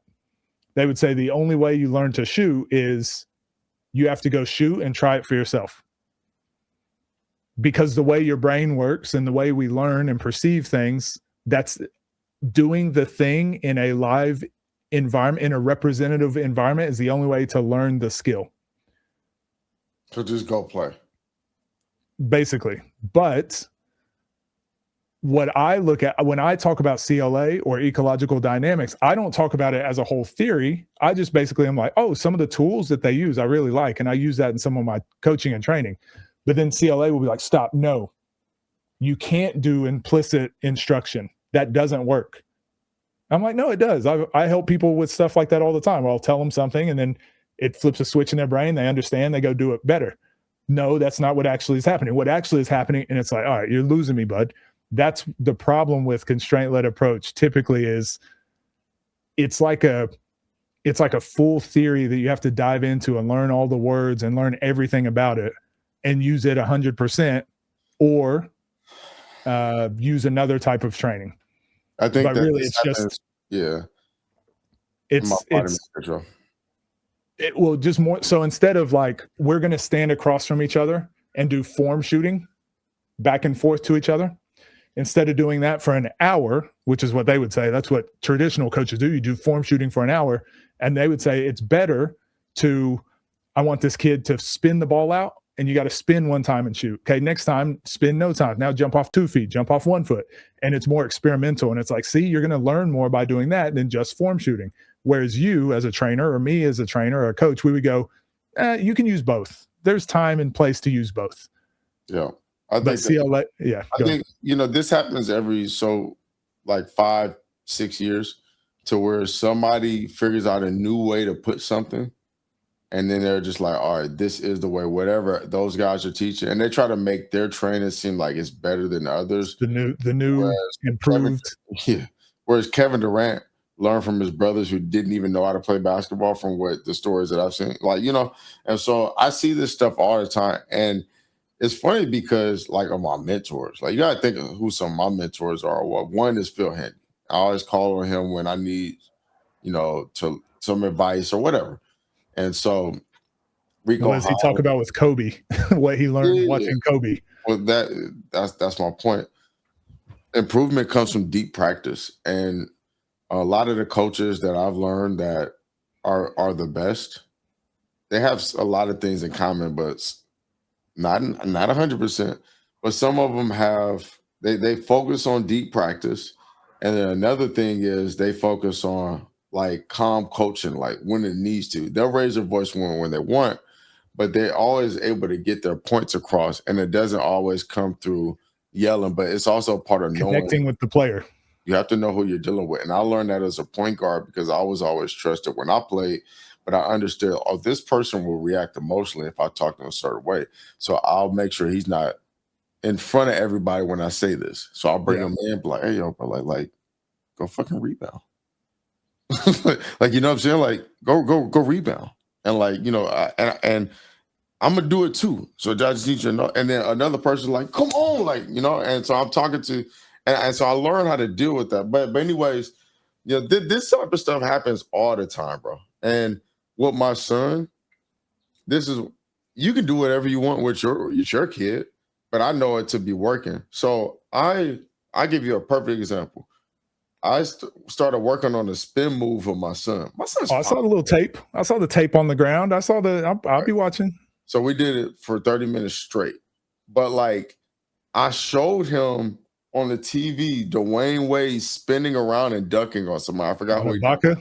Yeah, Ibaka. Yes, I showed him that, and I wanted him. I turned it up super loud, 60 out of 100 volume, because you don't blow his ears out at an early age.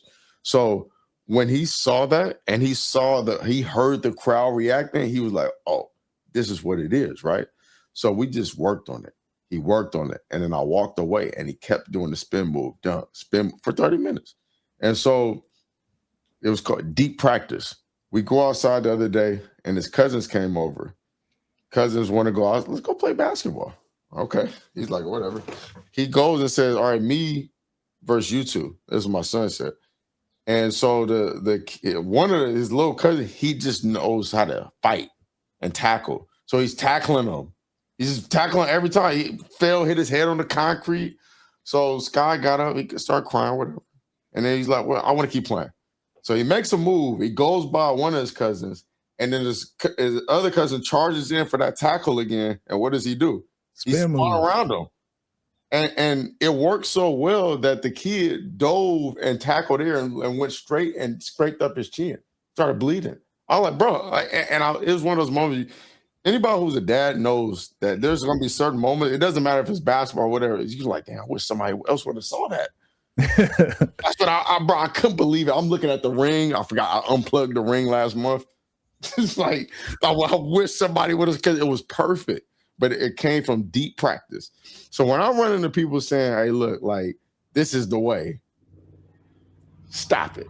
Just stop it, bro. Because I done did every different type of trainer you could do. It's funny because that's how I ran into you when you were making those videos about trainers. Oh yeah, They're hilarious because like I understand your sense of humor. yeah, And so, I didn't see all these guys try, like, you're 20 years old and you're trying to reinvent this way that's been working for people for years and try to give it some fancy name that's catchy, okay, CLA or whatever. And it's just like, bro, listen, form shooting has been working for years. yeah. For you, why would Steph Curry? I watched Steph Curry train for 2 years on I forgot my exact seat number, but I was sitting in the same spot. I would get tickets from one of the players that I was training, and I would watch him. You know what he still does? Yeah, Form form shooting. shooting, simple ball handling, triple threat, jab steps without even shooting the ball. Does all that, all the most boring stuff.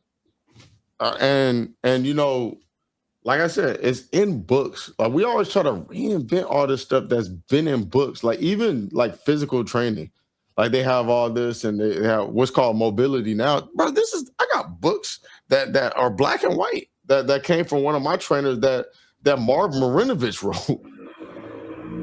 And this is old information that everybody tries to like big up themselves, and that's what pisses me off, because I could do the same thing that people are doing, just make me look like the guru and all this. Bro, no.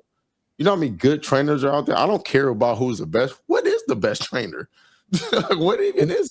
Well, the way I think is you should go train with good trainers, bad train. You should train with a lot of people if you have access. You'll learn more by learning, because when me and you talk basketball, it's not like who's right or who's wrong. I always pick something up.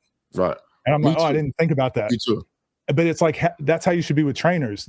He's not the best trainer, I promise this guy, but you can learn something. And you're going to pick something up. You're going to learn something that you don't like. And it's like, now you move on to the other guy and be like, oh, whatever. Like, I like this. I don't like this. You should train with a lot of different trainers. But yeah, I think when people pretend to have all the answers, and I say that with me too, I can help you with a lot of stuff. There's going to come a point where I don't have the answers for you. And I'm going to go somewhere else. To this person, this is a person I know can help with you. That's why I network, because I want to know who can help this person when I need them to help. I got this kid named KJ. He jumps like John Morant. Tomorrow he's going to train with Davion Mitchell's trainer, with Davion. And it's not me. Like, I watched this dude, and I've heard great recommendations. So while he's in town, KJ, please go train with Davion and learn as much as you can from him and his trainer. Because I know we're going to be training. And honestly, if they caught on and they started training full time, no problem. I did what I was supposed to do in the season that I was supposed to do it. We worked all the way up until Fresno State. And you were from 10th grade, going into 10th grade, all the way to 6-7 years later. And I did what I was supposed. I got you here, and maybe this guy might help you out better. There's no shame in that. I don't have no pride, bro. I got more time to focus on him anyway. So, bro, by all means, like, and people have so much pride, and they want to be like, I did that. Yeah, I made him who he is. This is what we worked on. Check it out. Dwayne Wade did it, and this him doing it in practice, and then he did it in the game. Come join my training session. 5 a.m. Did you see what happened when Tyron Stokes committed to Kansas? And like every trainer is posting on their story, like, oh, I worked with him and this has been just another step in the journey, like blah, blah, blah. And I'm like, well, how Tyron Stokes, it can't be that all 100 of you were his main trainer, right? Right. Maybe you were just a part of his journey.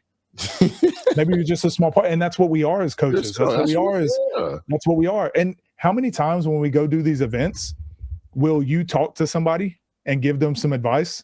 And then I'll talk to them and give them some advice. They'll go over to, there's other trainers there. There's other coaches. There's people in their corners. They're getting advice from like 10 people. And someone like an Uncle Scoob, for example, he might come up to you. Hey, Dev, what'd you see out there?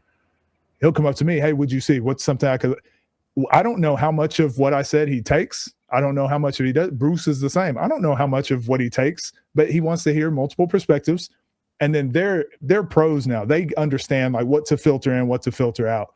Kids don't have that filter themselves yet, but the trainer will be like, I did that. And I'm like, man, this kid might not have taken anything you said. You've worked him out like 7 times in the 18 years of him living. And and he's a freak athlete. 5%? He was probably going to make it. He was probably going to. His mom is 6'2". So, you know, the chances were pretty high, my boy. So, you know, when I see that type of stuff, it's like, I'm gonna stay away from you. I can love you from a distance, you know, because I don't like people. I don't want to say I don't dislike anybody. I don't care to be around people who know it all. If you want to picture my type of friends or who I think is valuable in life, just imagine me in a room with a science coat and there's a bunch of other people around trying to figure something out. That's my idea of what, you know, because I'm always a student. I'm always trying to learn. When it comes to basketball, I do not know it all. Another one of my mentors is coaching right now. Sean Sweeney. He is coaching right now. He's my former Why do I know coach that name? because he coaches Wemby. And he almost got into a fight with Giannis on the bench because he was telling him the right thing and Giannis was not trying to hear it. I know it because he called me a F and P word because I didn't dive on a loose ball. And I took it offensive at the time, but when I looked it back on the film, I was like, well, he tells you all the things that you. So I need people like that. And I was 18 or 20 at the time, but like these are people that I'm mentored by because this dude, you would know him as a basketball player. He benches 315, does not look like it at all. Small white guy, but he was Jason Kidd's right-hand man. You know, when Luka was there and, you know, he left and now he's with the Spurs. Like, that is my mentor, you know, and he does not know it all. I give him so much credit for all the stuff the success that I've had because I watched him wake up in the morning and do what he's supposed to do, work out, and then watch film and then show me synergy and then run a full practice. I watched that. You know what I'm saying? And so then I watched him grow and have all the success in the NBA. He's next to Jason Kidd. Now he's on the Spurs bench. Jason Kidd was with Milwaukee, right? Yeah, briefly. Yeah, so he was. That's who, you know, he's the right-hand man. So, you know, when you see in some of these defensive schemes, that's Sean Sweeney.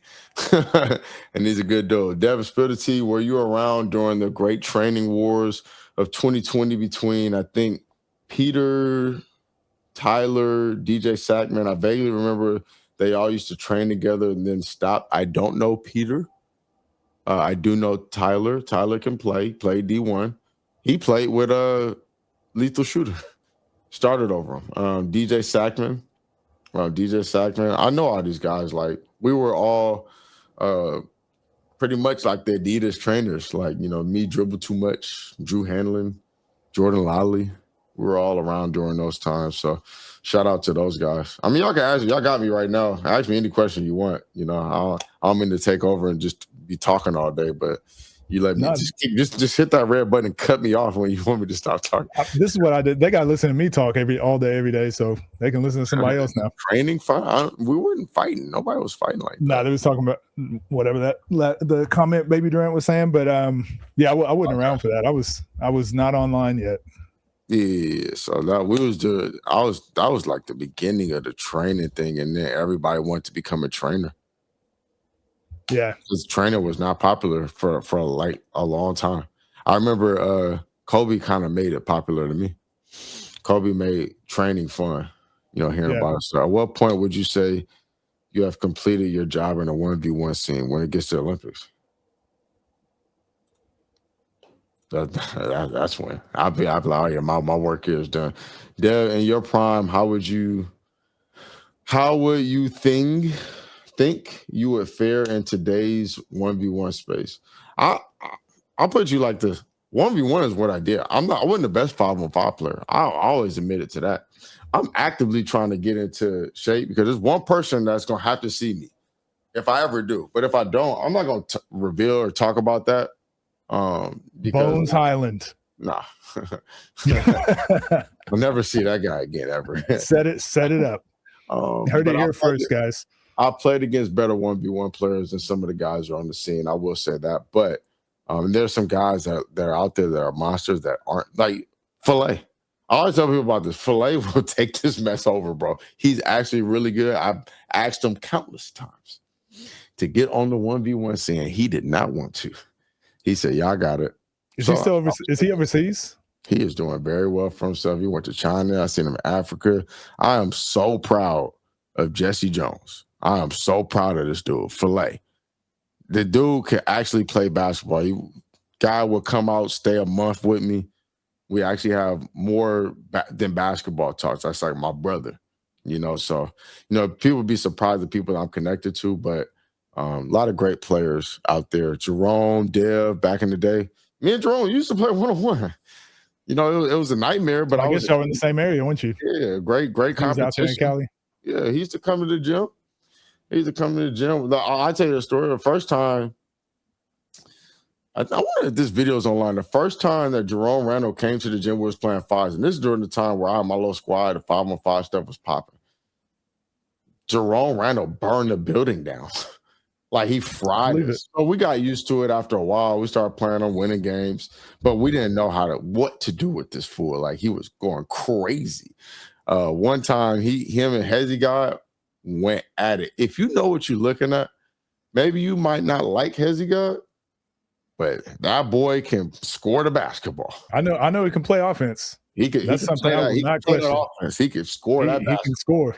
He definitely can do that. And Jerome was going crazy. Too small, pee-wee. Like they was going back and forth, just talking. But it was we was on the court. I'll never forget being on the court.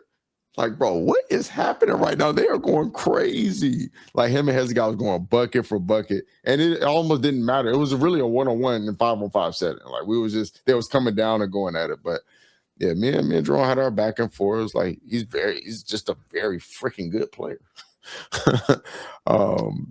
Question: How do the players in the space get their strength performance training? I mean, everyone's different. It's not structured right now, but it's like overseas. Yeah. Overseas, everyone kind of fends for themselves, and it's like you get in, or for the most part, unless you're playing like elite level overseas, you got your team stuff. But for the most part, you fend for yourself. You lift as often as you can and when you can, and it's team trainer and that's like yeah, it's your full-time job. So probably like for me, it was every day. I'd be 2 hours in the weight room, 2 hours on the court, and then whatever we did with team stuff. Like that's all I did. So now that I've spoken and I've seen what Scoob and them do, like that's one of the things I said to him. I was like, I appreciate what you guys do because this is what overseas players do. They prepare like pros, like a job. But not everyone does, and it shows. But the guys that are at the top, do you think Rob lifts weights every day? Bro, when you look at him in person, like look at him. Like Rob is lifting weights every day. He's crazy strong. He's probably lifting and shooting every single day. Whereas you look at someone like a Moon probably just plays far more basketball than he does strength and conditioning training, and that is his probably strength and conditioning stuff. So it just depends on the player. I think that the stuff is just still so brand new that people are still figuring out. Because my goal is to not have guys play 2 to 3 games in a month. I was thinking it should be one every other month, one a month, right? 6 to 12. I say 12 to 15 games is like the sweet spot. Yeah. So, and the reason why is because I need you to have time to prepare and get better. Because if you're able to get better, what I know goes into getting better. Y'all got to get better for when, because it's only a matter of time because the money is going up. It's only a matter of time before some of these really good pros start showing up. And if you're not ready for it, you're not going to make any money. It's already happening now. Look at the guys like Tay. Look at someone like a Tay, who, when I first started watching on the scene and doing breakdowns, I'm like, whoa, like skill-wise and athleticism, this guy is like, I didn't know YouTubers were this good. Mm-hmm. But then fast forward 6 months and Tay is about the level of athlete that we have across the board. Right.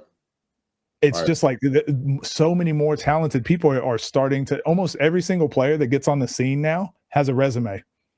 Yeah. They either played overseas, played college, like high level college, Whereas before, a year ago, that was crazy to see someone who played high level college ball on the scene. Now that's the norm. It's only going to keep going up. I think it's so like, I think as time goes on, people are going to figure out you need to get strong. But the thing is, there are anomalies, but like I still think Keon is somebody who is still actively figuring out, and he's deceptively strong.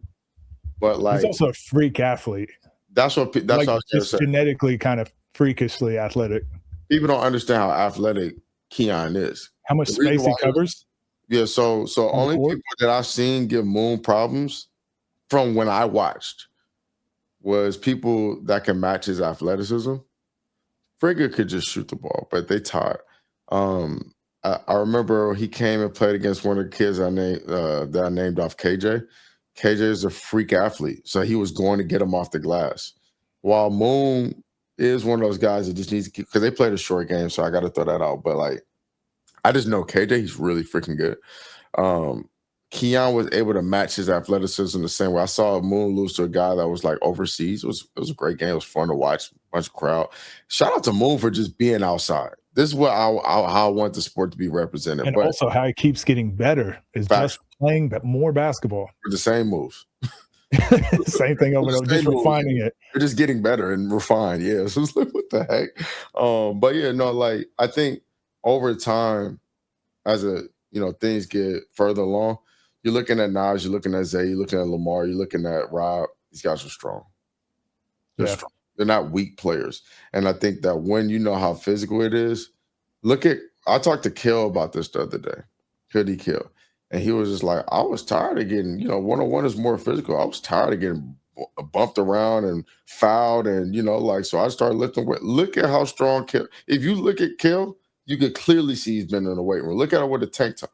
He's clearly like been in a weight room. Like he got to be like 205. But he was like, yeah, I spent that time getting strong because I didn't want to get bumped around. I think that's what people are going to see. So I see a lot of people coming, they got game, but they be coming all skinny. Well, time's going to tell. And you might be thinking about, oh, what about Jerome Randall? Do you know how much strong as hell? Do you know how much Jerome Randall was in the gym, bro? No, everybody associate like just wide with being strong. It's like bodybuilding strong and just I forget what it's called, but it's strength, applicable strength. Why do you think does this apply to your sport? Steph may not look it, but he's super strong, right? I've seen him stand up LeBron. Same as KD in the post. Yeah, a lot of these guys, you just don't know it, right? There was a time where KD and Giannis weighed exactly the same, but they look completely different. So like you have to just understand a lot of the stuff. But I think, we're still figuring it out. What actually functional strength, that's what actually makes that one-on-one player. I watched Zay work out 5 times in one day, but he lifts every day. Melo was the in-between Melos, Carmelo and LaMelo, but there was Romelo. And Romello, he hit me up the other day. He's doing cool. I think he stopped playing basketball.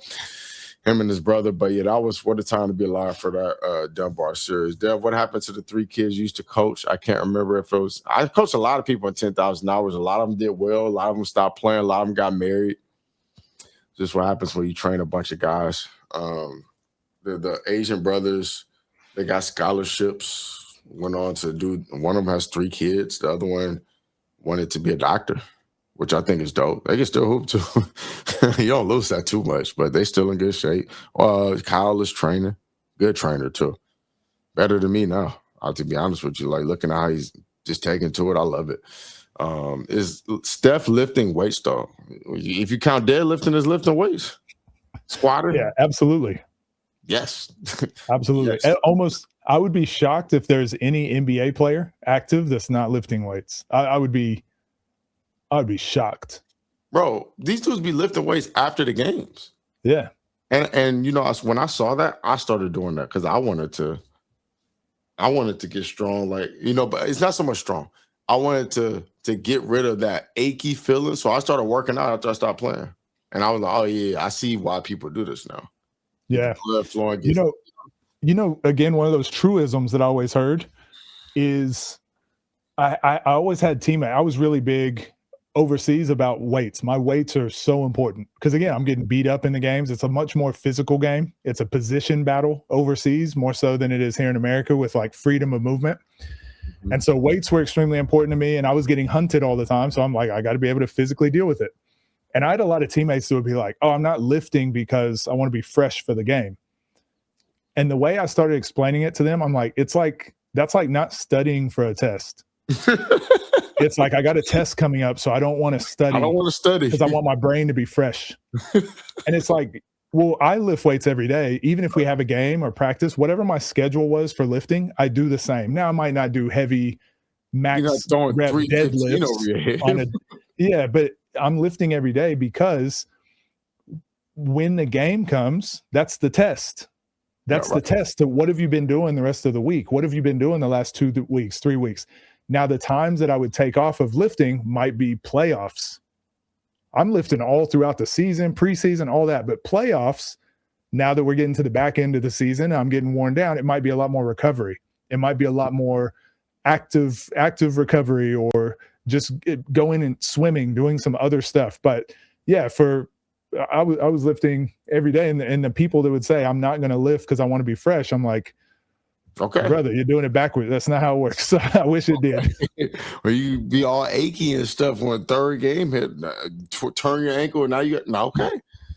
Okay, so yeah, if I want to get in the lab with you, I'm in LA all the time, and I try, like, sometimes when we get on the road, like in Houston. I remember Bijan, where was it? Bijan, was it no, Bino wanted to work out. Bino, we worked on multiple occasions, but like after that, he kind of met up with me at the Toronto series. I remember KB was playing bad. I don't know if you saw KB on Lamar's team, but he's actually like he's been getting a lot better, but he wanted to get in the gym. So I'm always working out with guys on the series. And then, if you catch me, I got nothing but time for the most part. I want to get in onto the scene, but behind the scenes stuff, what areas would you recommend?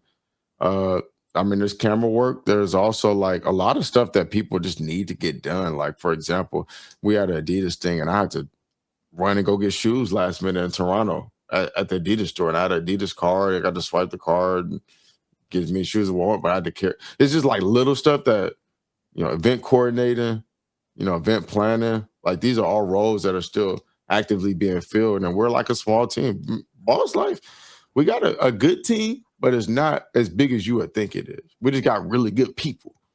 We got Malcolm, we got Matt, we got, AK, we got Matt. Like, it's a lot of good people running that business, but it's not like how you may think. I would also say it's kind of like what we were talking about with YouTube. You probably have to give a lot of value first before people are going to be willing to pay you for something. Yeah. So no one was ever going to have me as a commentator just out of the blue, even though I still had the same basketball knowledge. I could still offer the same thing, but I had to prove, like, what's my use? What's my use to these platforms? Like, how can I bring value? I had a YouTube channel, and my YouTube channel was growing and doing well. And then they could see, like, oh yeah, it might be worth like bringing this guy out. So you're probably going to have to create some sort of value or show that you're a valuable asset first before, like, no one's going to give you a chance. Like, I wish it worked that way, but anything that's worth having, like, you gotta outwork other people for it. It's like that video I saw the dude. He made a funny video. He's like, I wish this would actually happen to me. Like, I'm out shooting, like, and on the street. I hope a car drives by me and see me make that shot, and just be like, hey, like, I have an NBA contract for you. Have you seen that video? Yeah. I saw you make that shot. Here's an NBA contract. We're looking forward to working with. No, like, don't work. I think that the best thing that you can do too, going off of what Midrange is saying, just find something that you're good at, and that may take time. Trust me. Like, I told you I'm 134 days in Spanish, and I cannot speak it fluently. So just understanding that this mess, whatever you do, is going to take some time, but proper planning. Swish is a Swish. Swift. Oops. Swift. Okay, so I don't want to get it wrong. I got it wrong last time. Swift. So you guys woke me up to what he was doing. You know, like he created something and got it going, and now like I'm like, oh, okay, like kind of makes sense how he's putting that.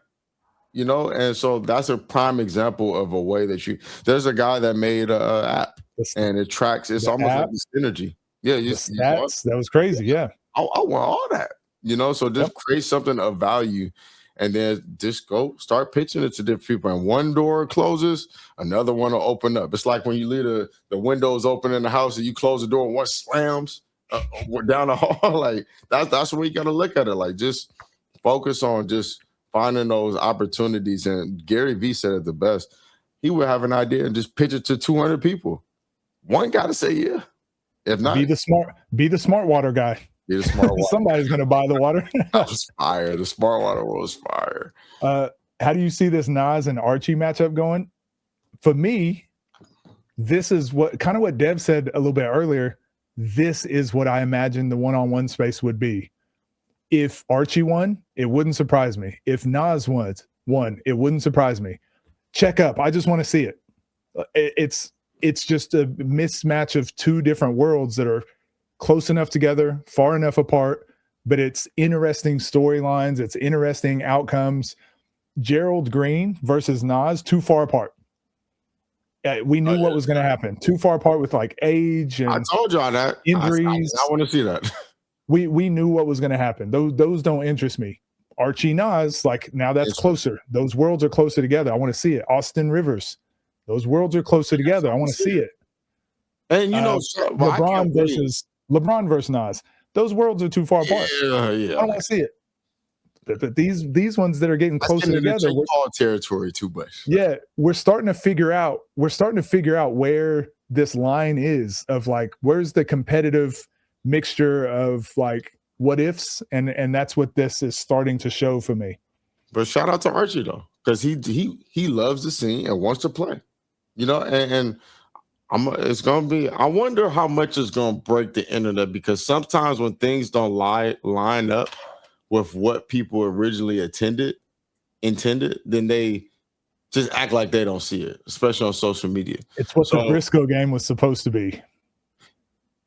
People can hand wave it because it didn't finish. Right. So they don't have to confront it. They don't have to confront what really happened was Nas handled business. Why do NBA players have to play this? All you guys need is them for validation. No, we don't. We don't need them for validation. We would just love to see it. It would just be good to have on the resume for whenever these questions come up in the future. It's when Marvel crosses over with DC, and so DJO. I went to Marcus Hodges' house, and DJO was chilling over there. I interviewed those guys, and I asked him just what you thought about the whole. I can't wait to put this out. What you thought about the whole Austin Rivers? He's like, oh yeah, a lot of guys just, and this is a former NBA player, by the way, who got drafted by the Lakers and played with Kobe. He was like, oh currently still playing professionally. Yeah. A lot of these guys, they just scared. They just scared to like, you know, what will happen if they played and they lost. Yep. You know, because how come they go play in pro-ams, which is the same type of competition. Same thing. I tell people, it's literally called pros and amateurs. So they will go play in pro-ams, but then, bro, listen, and I'm gonna keep saying this and screaming it to the mountaintops. I'm a bum compared to Kyrie Irving, and he came and played with me one-on-one, and he wanted to play. We played until we couldn't play anymore. You know what I'm saying? Because he loves basketball. Yeah. You know, so to throw resumes and all that, like shout out to Archie for just being like, you know what? I'm just gonna come play. Check up. You come show me. It's just basketball. It's just basketball. Yeah, like come show me. That's what I love. That's what it's about. And we spoke about it earlier. Like the people that understand basketball, we're also not going to drag Archie if he gets beat by Nas because we know Nas is actually really good at basketball. It's the people that don't understand basketball that would be like, "What? That's impossible. How'd this happen?" But it's like, no, like Nas is really good, right. And it's also a different game. It's also a different game than 5-on-5. Right. And if he was, we always talk about, oh, there's levels. There's all the levels. Yes, there are levels. If there wasn't levels, Nas would be in the NBA. So we got that. We understand that. It's just, if you're going to say certain things, right, don't just talk about it.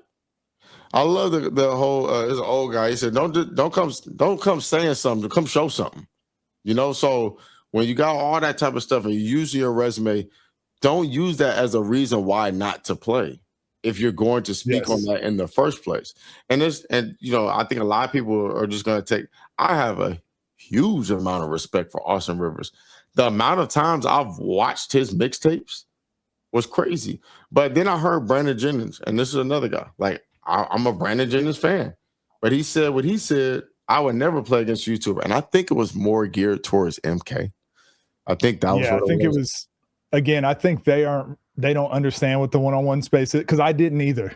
But those guys like it though. Like and yeah, I think that's where the difference is. A content creator and a basketball player who's playing actively on YouTube.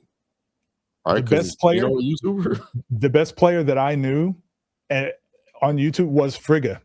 Right. That was the only person that I had ever saw where I'm like, oh, this guy can. He's pretty good. Like I respect him. All the rest of the guys, I didn't realize there was a one-on-one scene.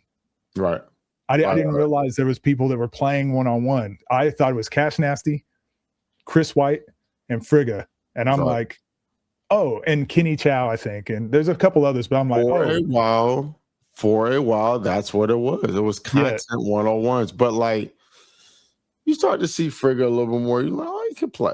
You know, he's not bad. You know, he could definitely play. Then you start to see the Nas, and you realize, oh, Zay comes from this school, played in the G. Oh, okay, played overseas. Now you start to get it a little bit further. But like, you know, what are we going to do at a certain point? Oh, well, Jerome Randall's a YouTuber now? Huh? Yeah, see, Bruce has played 13 years overseas. But he played in the G League too. But he's in G League for 5 years. 13 years overseas. That's called the D League at that point, wasn't it? He is still the D League, still the development league. The development. And he's just a YouTuber. Like, what are we doing? Oh no! Like, what are we? But that's when I see this stuff, I'm like, what are these fools talking about? Because you got to understand, I was at the beginning of a lot of this stuff. Not saying I created all the whole movement. Not saying that. I'm just saying at the beginning when it was out on YouTube, I was doing my thing, other people was doing theirs. And so I saw it develop. And so I see what it is today. And I see guys like Bino who was playing for the G League team for the Clippers. And you know what I'm saying? Like, and it's like, I can't call Bino a YouTuber. I understand he wants to now create content. Yeah. He's trying to get into it, but he's still actively hoping. You know, so anyways. And I don't know if you stood on the court with Bino, and it's like he gets dragged through the comments, but I guarantee you, if any of you stand on the court with him and just watch him jab you, you'll be like, oh, I can't go. Yeah, he's way better than I thought. He's like, he can shoot. He's an NBA level athlete. And he's arguably one of the best players 3-on-3. Like when the 3-on-3s get popping, he's arguably one of the best players. He's probably the best catch and shoot player in the space. he knocked down, bro. He's knocked down. Well, yeah, no. So we can go on and on about that. I just think that it just frustrates me when I hear certain things. But I think that comes more from like when MK, he's clearly trolling. Yeah.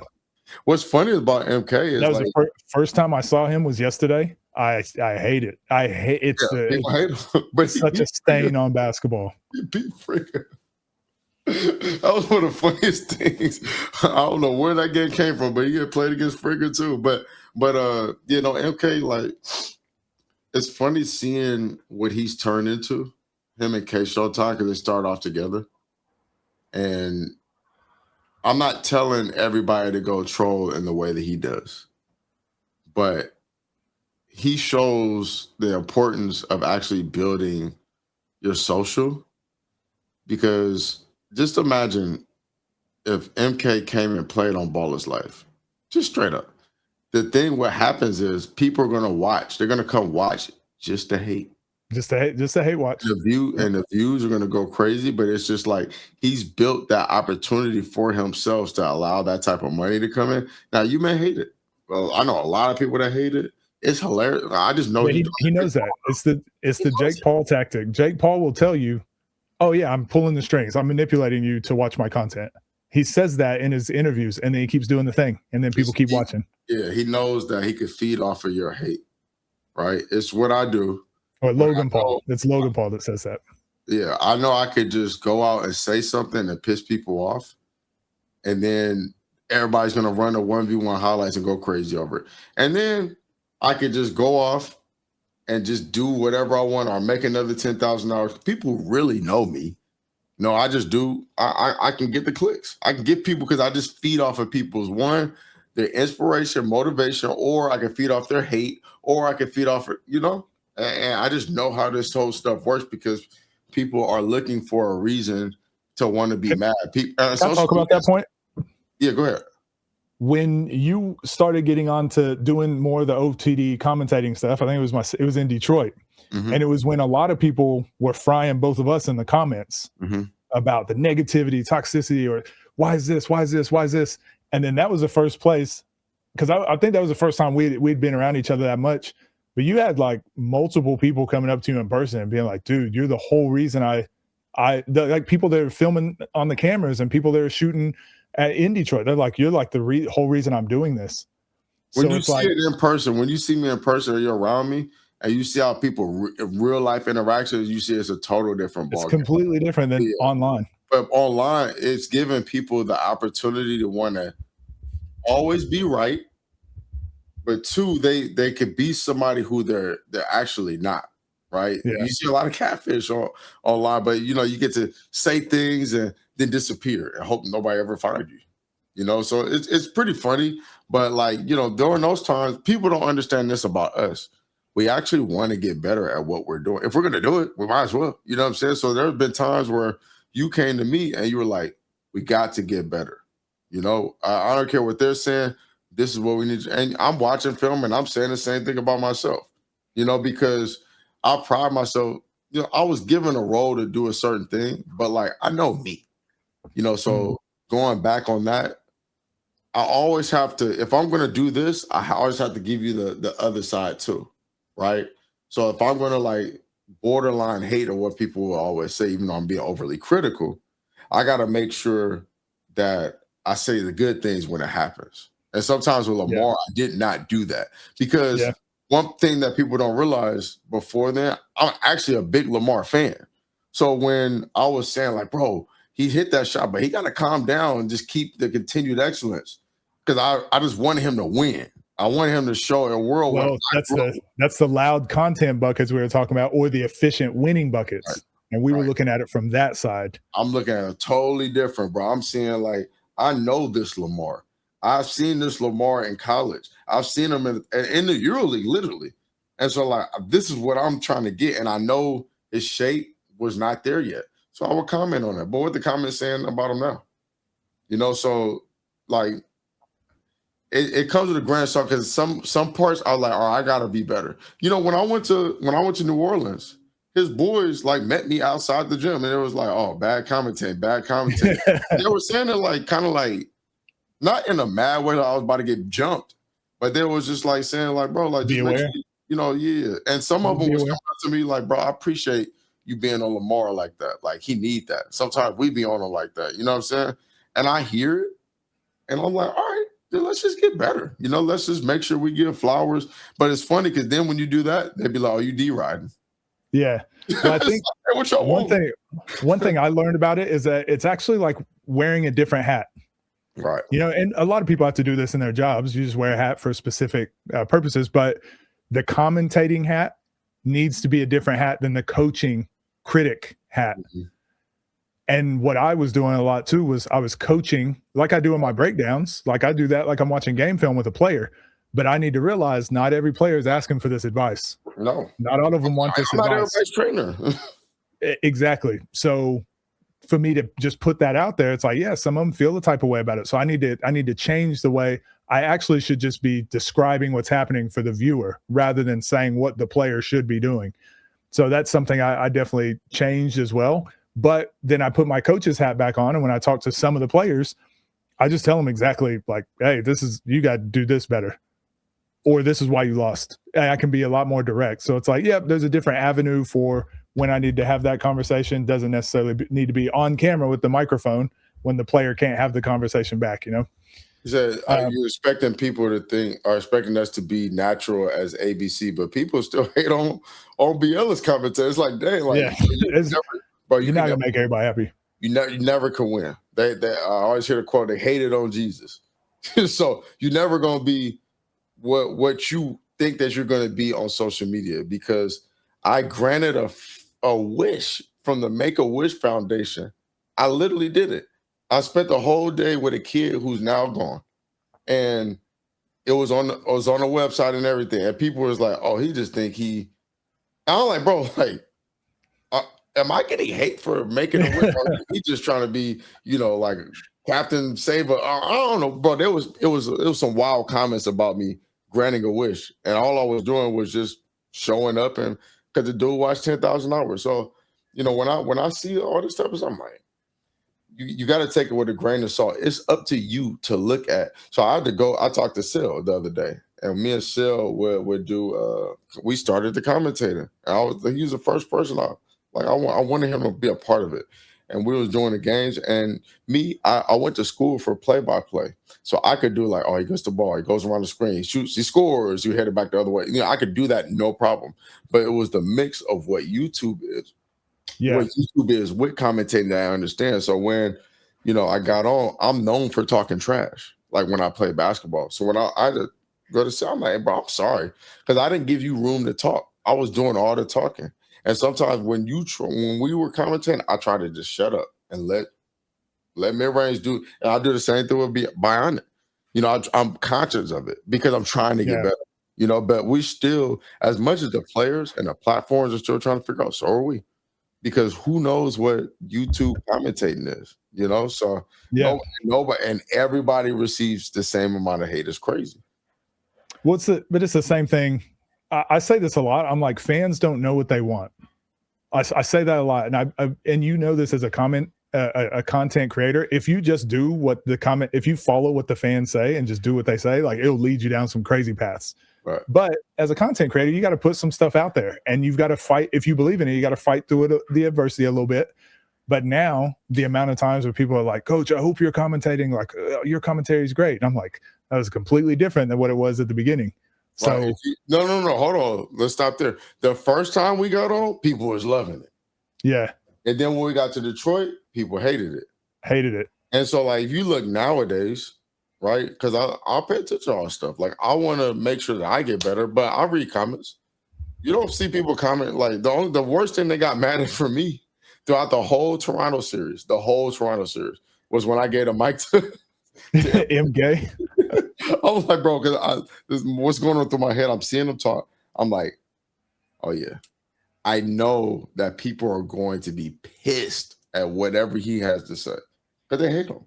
So I'm like, okay, we're gonna get these views, we're gonna get these moments, we're gonna cry through these socials. But at the end of the day, bro, like I said, it really just comes down to basketball, and you had to be there for that moment because it doesn't get across. It's something I was telling the editors. We have to turn the crowd volume up a little bit more. You got to find moments for the crowd. Oh man, because it was loud in there. You could hear me on behind it. It was crazy when Sim was going off. Oh my gosh, bro. It was so loud, and you can't hear what the other people on the other sidelines. They was talking crazier than MK to Trayvon Duval. And so, but it sucks because Trey is such a good dude. He really is. Yeah. But you gotta be able to weather the storm on the scene, or you become a meme. Well, I was working with, I think I've said this before, I was working with Jenna O'Hay. She was the captain of the Australian Opals team. So the Australian Olympic national team. So one of the best women's players in the world. Mm-hmm. She was playing for them, but she then became, like, within the year she retired, she became the development for the high performance development coach for the women's side. So all the best players in Australia are going to go through her program. She's going to teach them, we'll all work together as coaches. And one of my other friends said to her, like, as soon as you retire, all of these kids aren't going to care that you played for the national team. Right. Like, you're just a coach now. As a coach. and that's, I've told the story a lot about Kobe. Like, when Kobe, like, there's this magical thing that happens. Like, as soon as you're done playing, or what have you done for me lately in basketball, it's like people will be off that straight away. So Trey Duval, when he first got on the scene, We expected him to be out of shape. This is a new thing. We know he's one of the best players in the world. We can see it whenever he does certain moves. But we also know as soon as you lose a game or have a bad performance, people don't care that you played at Duke. They don't care that you were on NBA draft board. Like, they don't care you were in the NBA. They don't care anything about what you've done. And that's the craziest thing. It's so wild to me that that's like just a thing. Stupid to me, but to piggyback off of that, to take your point to a different level. Yeah, so Trey goes from proving grounds and wins by 1 point or whatever it was. It was like he almost lost that game, but he fought through, dog tired. The next day he had 2 games in battlegrounds straight. You know what I'm saying? Like, and then the day after that he has 1 game. Then we take a break, and then he has 2 games the final day. So that's 1, 2, 3, 4, 5, 6 games in that amount of time. So, like, he never really had a chance to recover for a player that has not played. And he was the only guy really getting to the bucket for them. Seriously, though. So for a guy that's only played on this is the first time playing on the scene, and it's like we've been saying, it's a different sport. It's going to be a little bit of adjustment period, but you don't get that time in a matter of 4 days. Yeah. You know, and people don't realize that. And the games come out over a course of what? A month. I've been looking at OTD. We were there for some crazy games that hasn't come out. He just dropped the game yesterday that came from the first time I was out there. What? Keem and AB versus LP and Zay just dropped yesterday. Dang. And so, okay. Think about that. So, like, if you're having a bad month and then a game that happened 4 months ago comes out 8 months ago, yeah. So now you got 6 losses in a row on camera. It's like Scar had that win on Judgment Day. And then the sim game dropped after that. And people were like, Scar was doing so well. And it's like, no, I mean, the timeline's he's still doing well. He was doing well, but the timeline that the videos are coming out made it look like he was sorry. So it doesn't look like his narrative is changing. It sucks because I feel for him, bro. I be cheering for Scar. Like, he's such a good player. He has such creativity, but it's like, dang. Just Trayvon, he has I think he's blind in one eye. I know he has trouble seeing out of that one eye. And the fact that he could pass that well is sick to me. And shoot threes. He got dimes, bro. His specialty is passing. It really is. He's a downhill threat. But I mean, but that's the cool thing about it. Like, in Battlegrounds, you got 2 NBA players. Let's just not even say NBA, right? Let's just play high-level D1 guys that are winless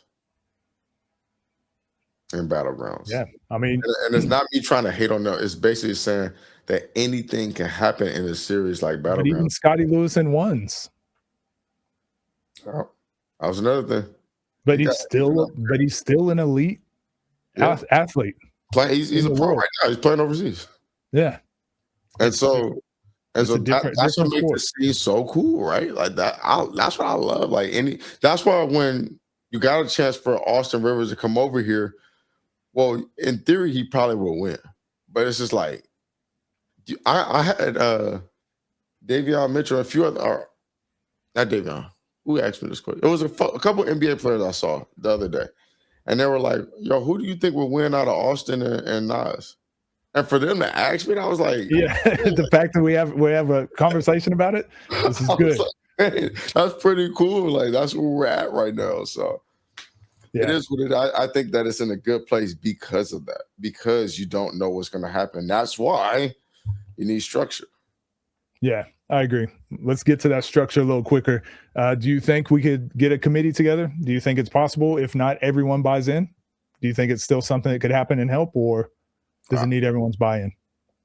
I think that it can happen, but personally, I'm just like, well, if people are not going to make it happen, let's just do it on whatever side that it happens, because what are you supposed to do? Like, I've been talking about this crap for a long time. People, besides you and a few others, y'all the only ones that don't think I'm crazy. Yeah. But it's like the proof is in the pudding. I done gave all the stuff that I wrote out of how we can get to an Olympic level. It's not anything that I'm just making up. It's what the NBA did. Like I'm looking at how they structured and how they got onto that Olympic level, getting into the FIBA system, all that stuff. And so, we need to create that committee. So you're gonna be hearing from me. Yeah. All right. Well, let's do it, man. Let's take some steps in that direction. Yeah, for sure. Dude, thank you for the 3-hour convo. And That's crazy. 3 hours and 12 minutes. Well, 12 of that was me making sure my dogs weren't jumping fences. But you go get it. 3-hour convo. Appreciate that. And again, I love these combos where it's just like we didn't even have a game plan. We just started talking about random stuff and whatever comes up. So can't wait to see what gets clipped from this. And we have to battle for the next It's only gonna be the 48 negative hours. stuff. Yeah, it's gonna be only the negative stuff. have fun in North Carolina though, man. I'm looking forward to it. I'm excited. For sure. All right, bro. I'll talk to you soon. I'll let you know how I go. Yep. All right, man. See ya.